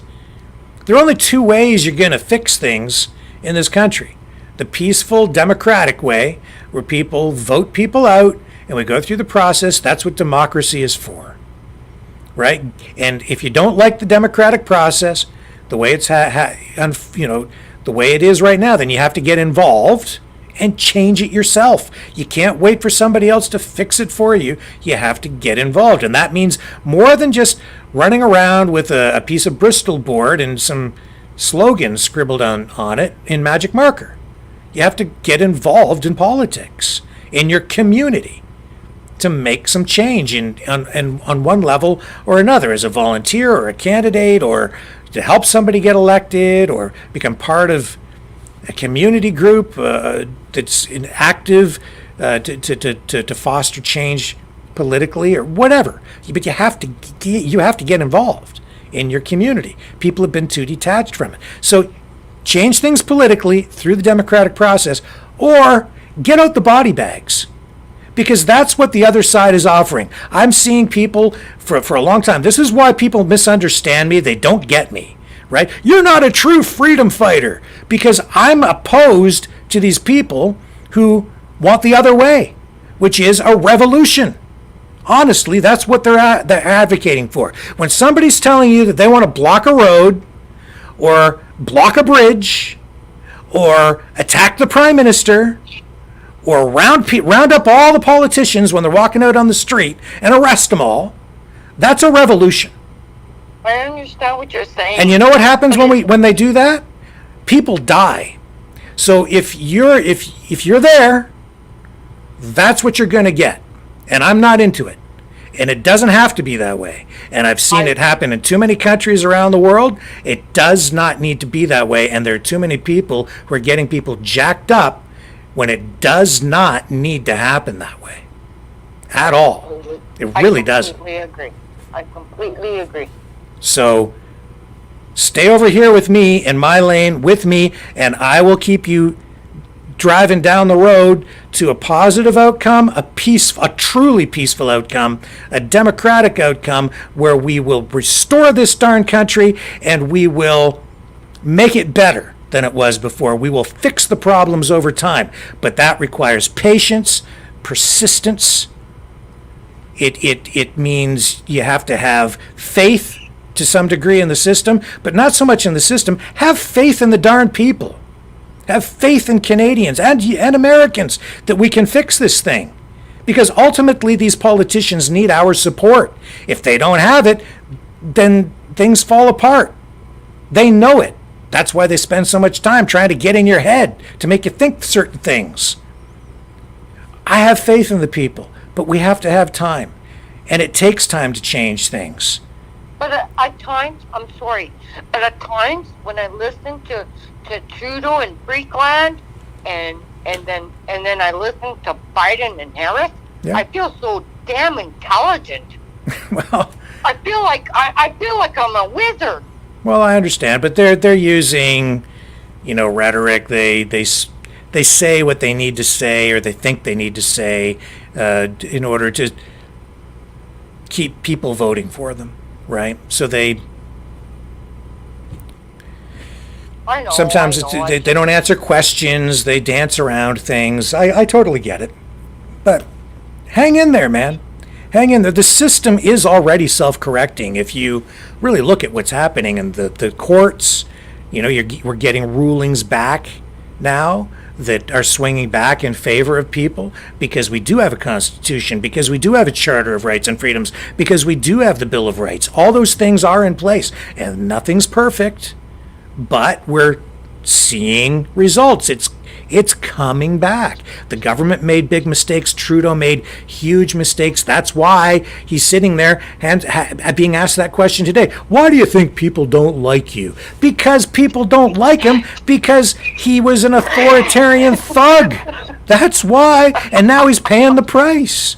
So give it a little more time. Do you think a guy who's not popular because he's an authoritarian thug, or acted like one anyway because he made those kinds of huge mistakes, how much longer do you think he's really going to be able to stay in power? He's got people with knives out already sticking him in his back in his own party because they want his job.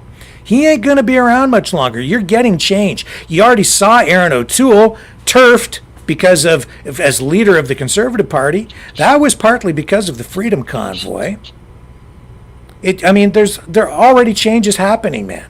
Like, it's just, but stay in the right lane. Don't, because it's a trap.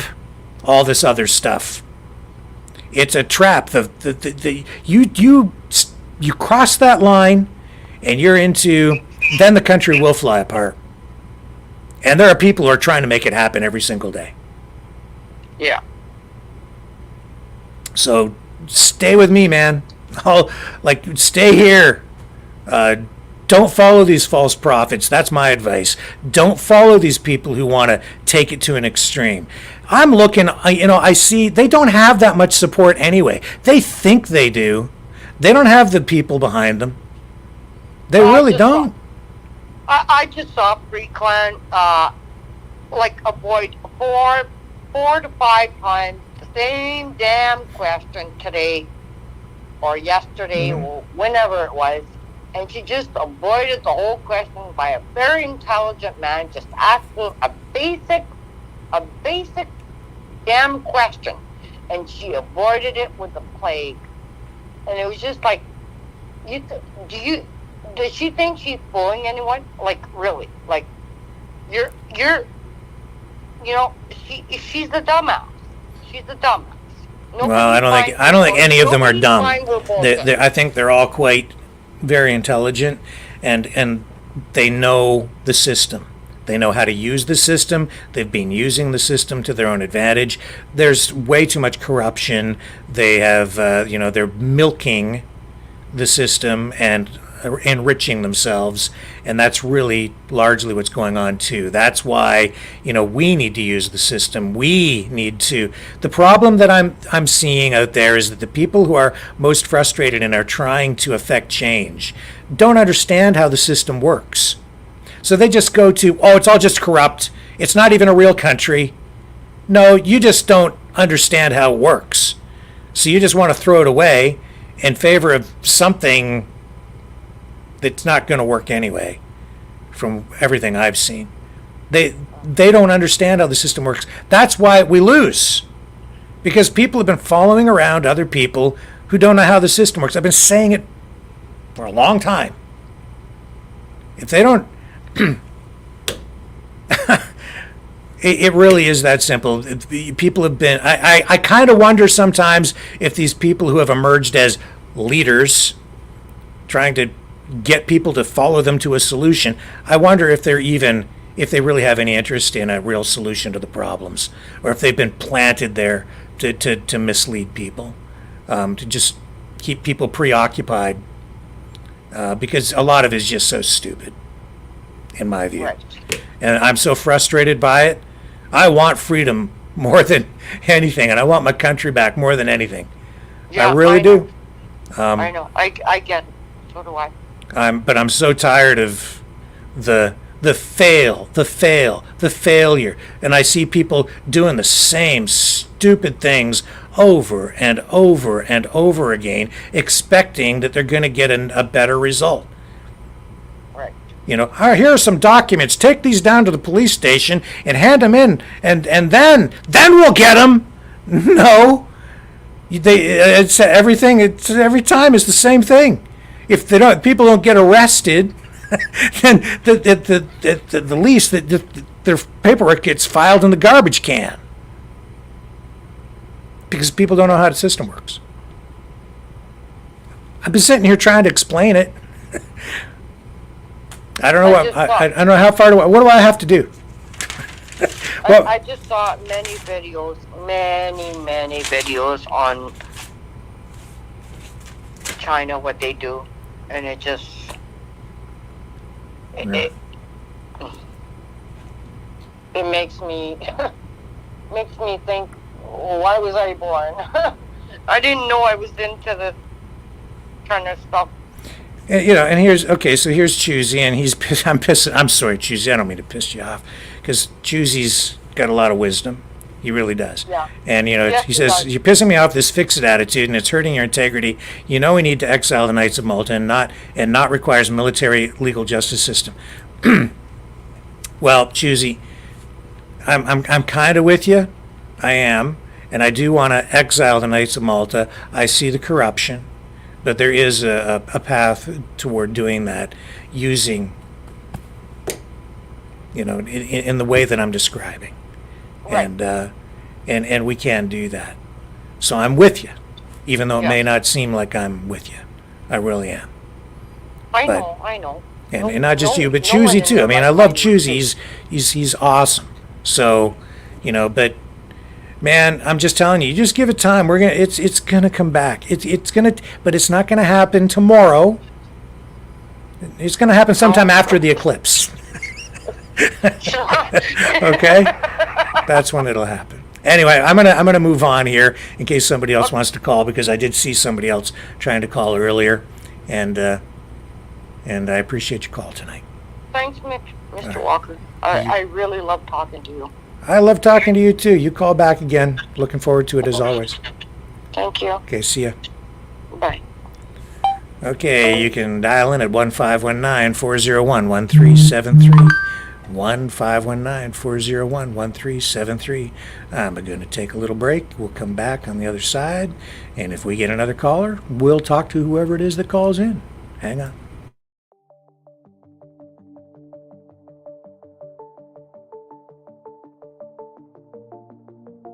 Greetings, brave Mavericks. Our quest for truth continues. We go beyond fake news. Together we expose propaganda. Together we pull others out of rabbit holes. We are maverick thinkers. We are all unique individuals, defenders of individual rights and freedoms, credible, trusted, grounded in reality. Maverick News. Defending free speech. Donate at freedomreporters.com. Do it now. Tomorrow may be too late. Maverick News. The world is watching.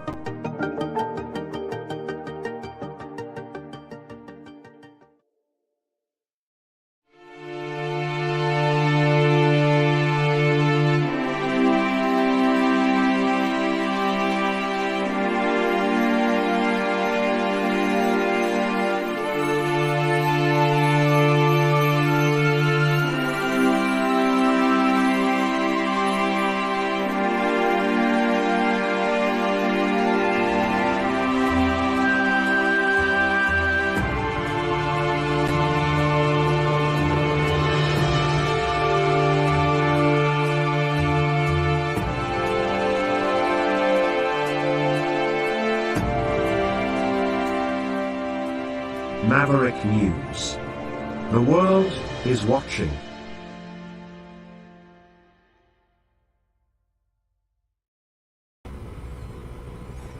Okay. Hang on here a second. I just need to run one more thing here because I need to fix a technical thing, and I'll be right back on the other side.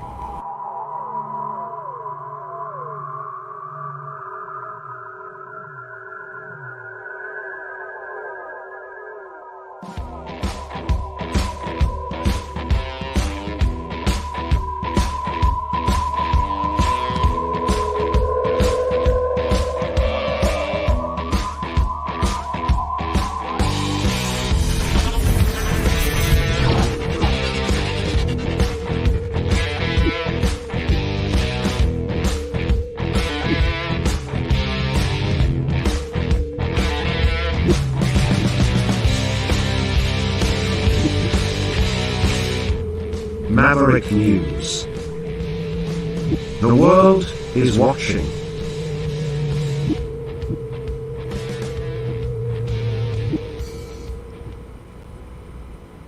Okay. Who likes Superman? I like Superman. I used to have a copy of this comic book. Not an original, it was like a reprint. Somebody just paid $6 million to buy Action Comics #1. Can you believe that? 6 million smackers. Wow. Heritage Auctions. I have the video.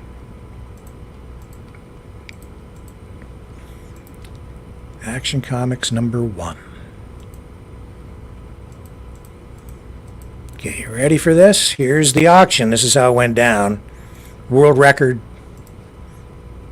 Highest graded Action 1 we have ever sold. It is the Kansas City Pedigree. It is a gorgeous book. It is beautiful. You want it at $4.4 million, $4.5 million, 4.6. Now I need 4.7. $4.7 million. $4.8 million. How about $4.9 million? Just like that. Now let's go to $5 million. First appearance of Superman. You all know that. I just had to say it. $5 million. $5 million. Highest graded. And I'm not sure why it stopped at 5 and then it's ended up in all the media reports saying it's 6, but that's the way she went down. Either way, that's a whole lot of coin for a comic book, right? Pretty cool story, though. Well, I saw that there was at least one other person who didn't get through on the phone system here tonight, so, maybe another night. But I did appreciate the calls that we did take, and great spending the evening with you here again. It's politics, so obviously not everybody agrees with what everybody else is saying, especially me. Like choosy.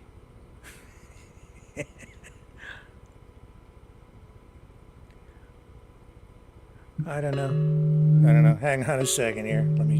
Okay, here's a call. Okay, hang on. There we go. That should put you on there. Who do we have on the line? Hello. Hello. How are you tonight, Chris? I'm good. Are you still on the air? I am. I'm still on the air. With you, you're live, so be careful of your language. Oh, I'm always good.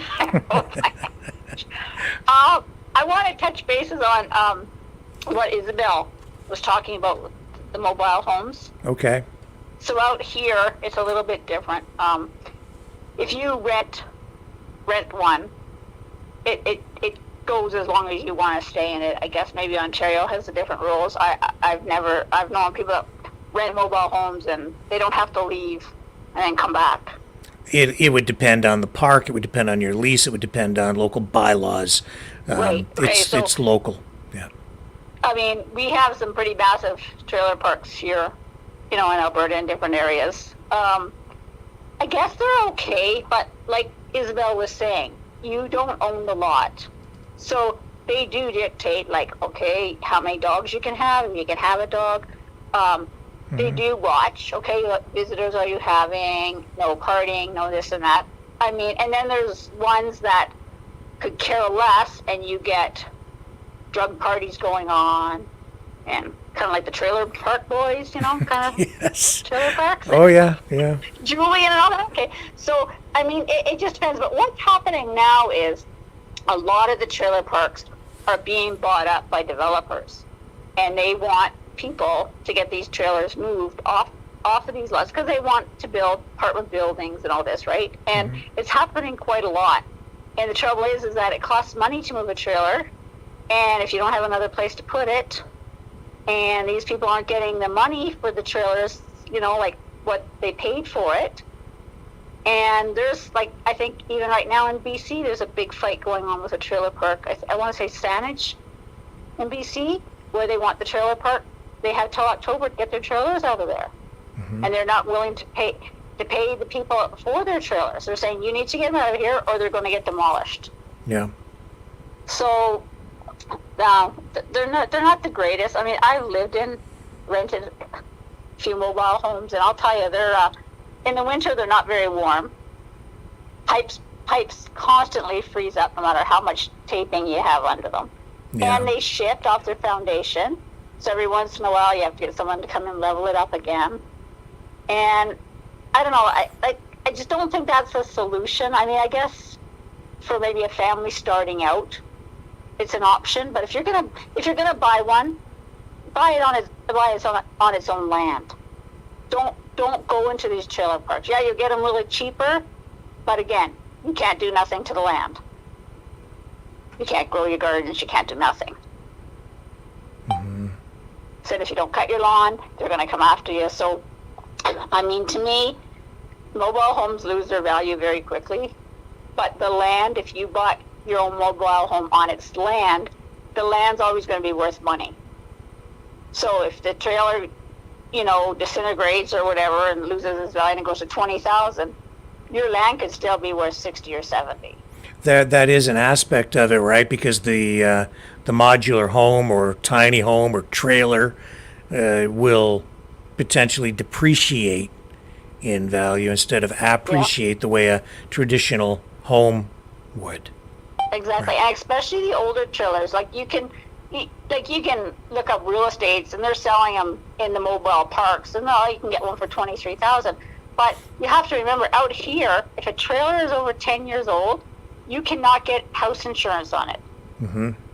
Okay, they're high risk for insurance companies because you know what happens if a mobile home catches on fire. They're gone pretty quick. There's nothing to them. Yeah. And, you know, well, I'll give you an example. My son had the one that lived up in Swan Hills, so he bought a mobile module trailer but it's on 3 lots. So he has 3 lots that he owns. The trailer itself is a 69, and he can't get house insurance on it because for some reason people decided that they were going to stucco all around this trailer, and then they left a little opening, and he's looked everywhere. There's no model number, there's no nothing. Even the real estate says, we don't even know what model this is we're selling you. But he bought it, but he had to get just tenant's insurance. So basically his stuff will be covered if something happens. Right. But if the trailer burns down, he has nothing except for the money for what's inside. So again, you have to be really careful. These trailers just, you know, and a lot of them, yeah, they look really nice. The brand new ones you'd be okay with. But these old ones, you know what, you can model them and fix them up all you want, but they're still just a tin shell. Yeah. If you think about it, right? These little homes they're building for people, hey, that's a great idea to get them out of the tents. I think that's a wonderful idea. If the government wants to do that to help people, that's great. But their ideas of building really quick, which means the quality is going to be crap. And then you want to build 25, 30-story buildings and cram people into them. So that becomes a really dangerous factor after a while, because you never know what can happen, God forbid. You know, like it's just, they're not thinking clearly. Like they're not listening to what people really want. They're just in such, I don't know if they'll even ever get built. I don't know if he's just gaslighting, because I feel there's something coming in the budget next week that's going to be very harmful to us. And he's just, for some reason, I feel it too, that there's just something between him and Freeland right now It just doesn't seem right. Doesn't feel right. Why all this big push all of a sudden? And where's he going to get all the money for all this? Well, just print it if they don't have it. I suppose, yeah. I mean, that's what I mean. So put us more in debt, right? And then, so you put a couple into a one-bedroom apartment, and then what happens down the road? Okay, well, we'd like to, have children, and then this renters thing. Oh, well, we've had good credit. We've paid our rent all along. Do you think the mortgage company's still going to give you a mortgage because you have good rent? They go buy a whole bunch of other stuff too. Not just buy your, you know what I'm saying? Like, it's stupid the way that they're thinking. Like, it doesn't take rocket scientists to figure this out, right? But yeah, that's what I just kind of really called in for, was I just wanted to touch bases on, the trailers. And I feel for Isabel. She must have been horrible living in that situation. I don't blame her for getting out, but I also don't blame her for getting out of that apartment building either, because there's nothing worse than living in an apartment building. I don't know. When I was young, I lived in a couple of apartment buildings for a while. I didn't really like it, but it wasn't bad. It was okay. Just when I was young.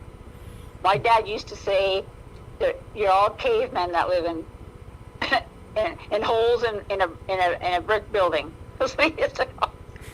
Yeah, no, I've lived in apartments too, but after what happened, and actually it's coming up 10 years this Wednesday, the fire, and it just seems like yesterday. I can't believe it. My grandson's going to be 10 next Thursday. It's just, and like I said, it feels like to this day, I will still not move into an apartment building.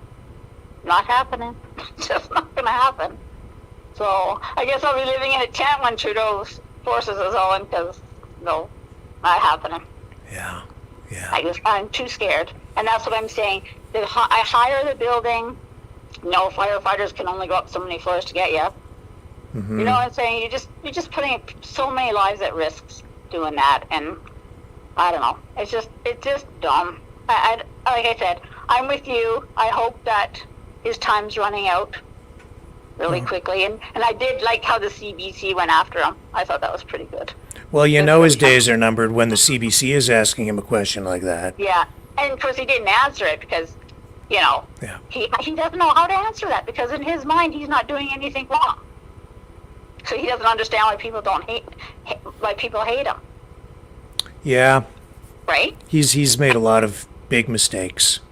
Yes, it's just time. Seriously, for the sake of his party and everything else, he should just step down. Just. But then what people are saying, if he steps down, then Freeland takes over, and that's even scarier. Not necessarily. No. I mean, maybe the election have to be called at that point then. No, doesn't have to be. Not right away. No. Although you would likely get one shortly after. I mean, if he were to just resign, then they would go through a process within the party and the elected MPs to come up with an interim leader. Okay. And then that person that probably would be Freeland, but that would be temporary. Okay. Or it could be another person. If Freeland wants to run for the leadership, then she probably wouldn't be the interim leader. They'd get someone else. Oh, I see. Okay. And then they would have a leadership convention. Right. You'd see them go through the process. They'd all compete and debate on stage and do all that. And then the people within the party would get to vote and select the leader of the party. That person may or may not be an elected member of parliament. You could then potentially end up with the leader of the party not being elected. They'd have to run in a by-election in order to get a seat and actually have representation in the House as a sitting MP. Or at that point, you might call an election, and they probably would call an election if that were to be the case, so that they could go to the polls, and then they would potentially become not just the leader but the prime minister that way as well. So that's the way it kind of works. You could end up with a prime minister in charge. They that, wasn't really elected as the prime minister, because the party would select a leader. It's just the way the parliamentary system works, but that's temporary until the next election. Okay. So that's the way it works. Doesn't mean just because she's the deputy prime minister, if he steps down, she doesn't automatically just become the prime minister. Oh, okay. So that's where people are. See, a lot of people are saying, "Oh, she would automatically become." So that would be Liz. No, this is the thing that drives me so crazy is I see all these people, they're ready to have like a civil war, and they don't even know how that works. Or they say, the system doesn't work. We need to tear it down. You don't even know how the system works. No. It's like, how do you know if it works or it doesn't? You don't even know. Or I just listen to them talk, even people who are like experts, and they're clueless. Like, I watch their streams. I'm not going to name names. No. But I mean, my God, the crap that they spew is just bleh. They don't know, and they're telling people they know, and they don't know. No. And it's nice that there's still people standing up across Canada, tax. I mean, kudos to them. But honestly, you and I know, and I'm sure lots of people know, Trudeau doesn't care. He ain't gonna cancel the carbon tax.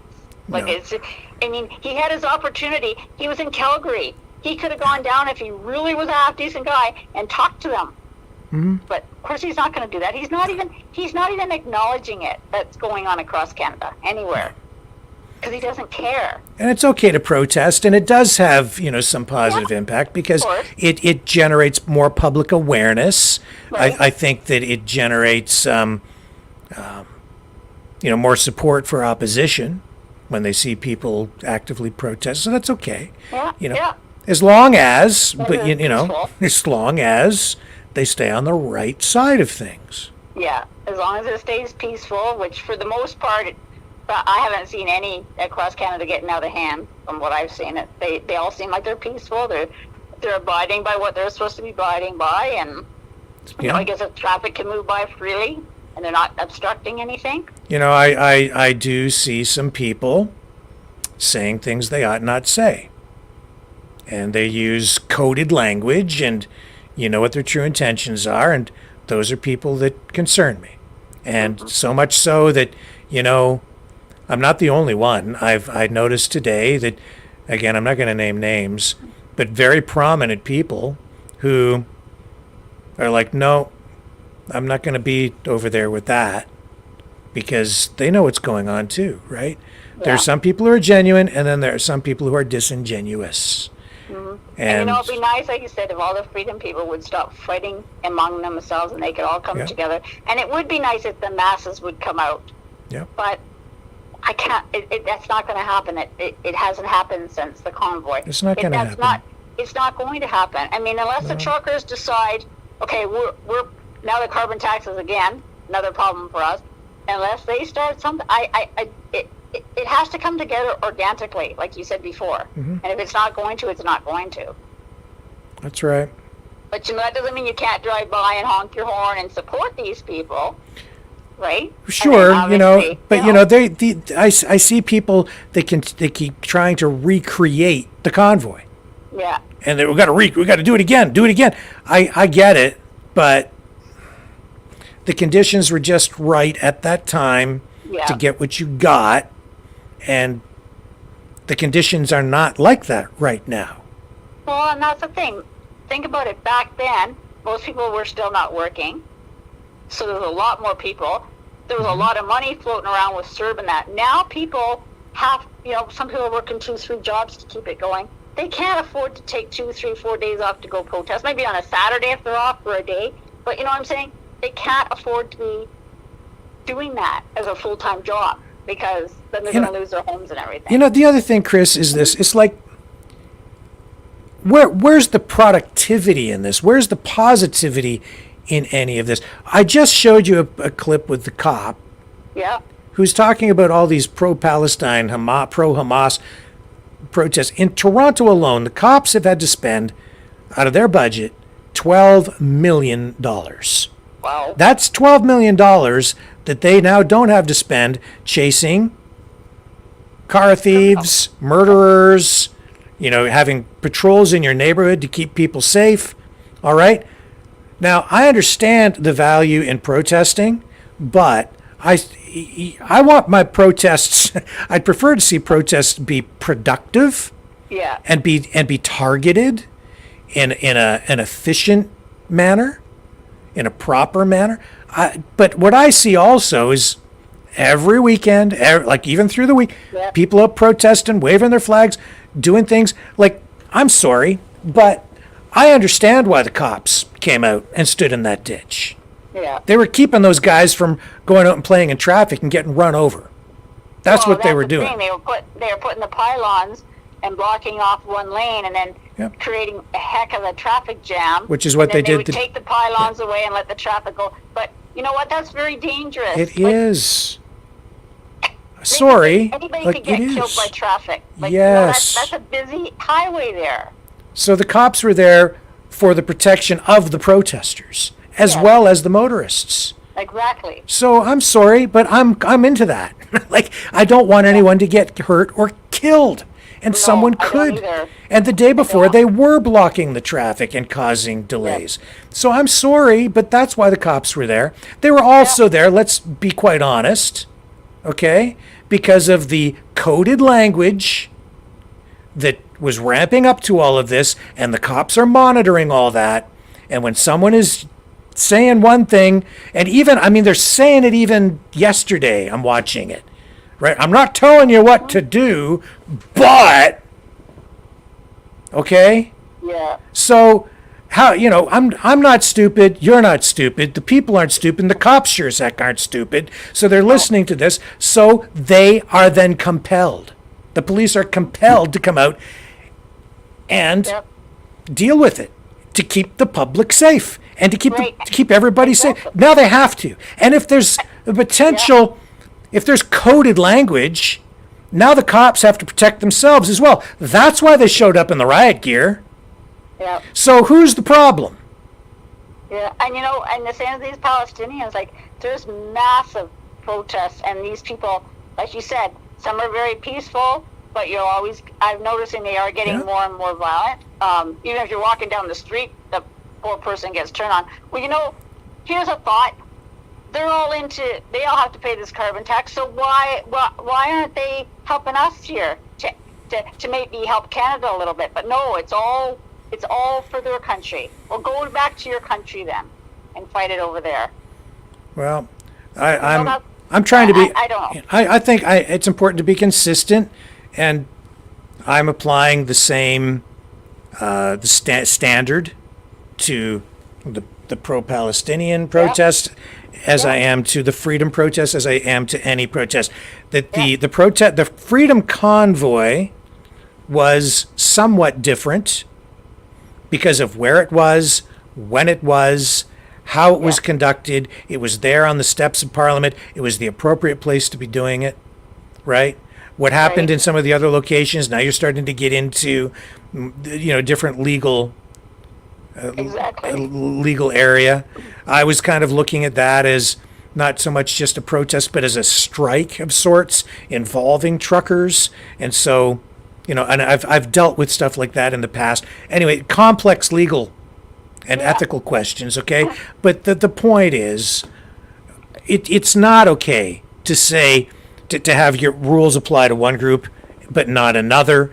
Exactly. And so we need to be mindful of that as well. If you don't want Hamas blocking your roads and tearing down the country, then you know, don't do it yourself and expect to get a pass. I hear you. And like you said, the police have to, you can't just go after one bunch protesting, because like you said, every weekend, every day, they're out on the streets, these massive protests, right? I mean, every weekend in Ottawa, there's a massive protest, you know.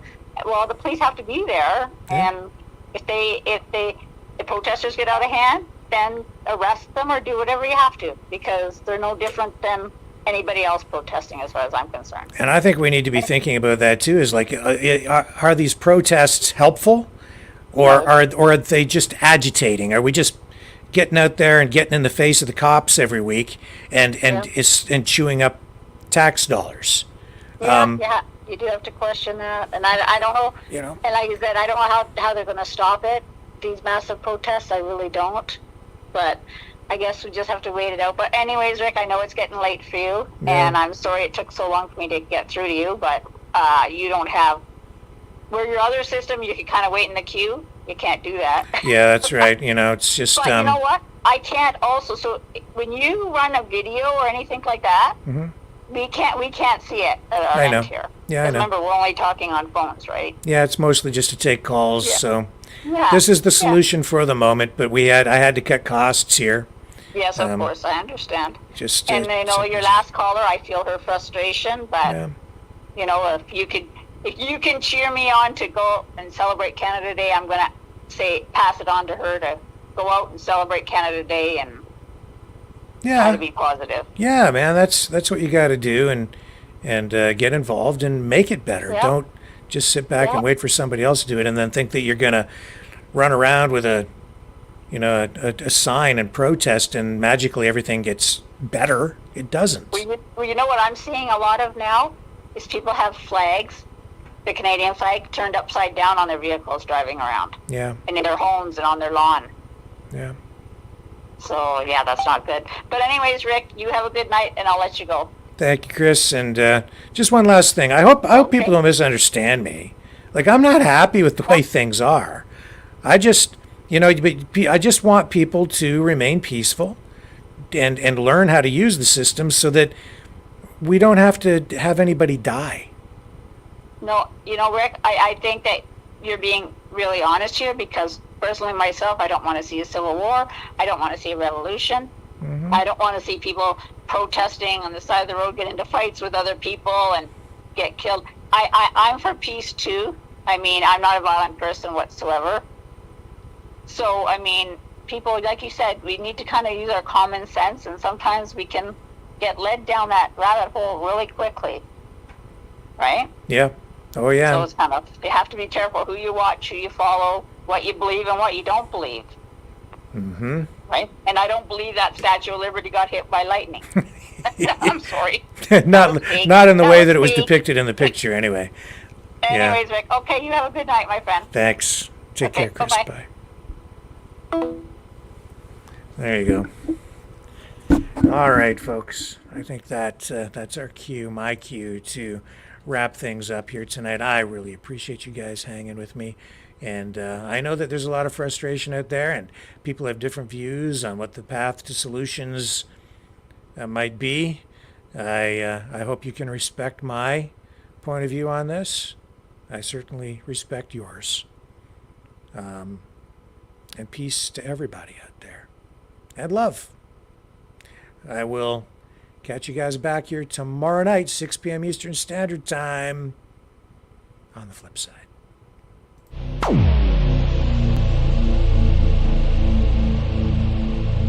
This has been a Maverick Multimedia production.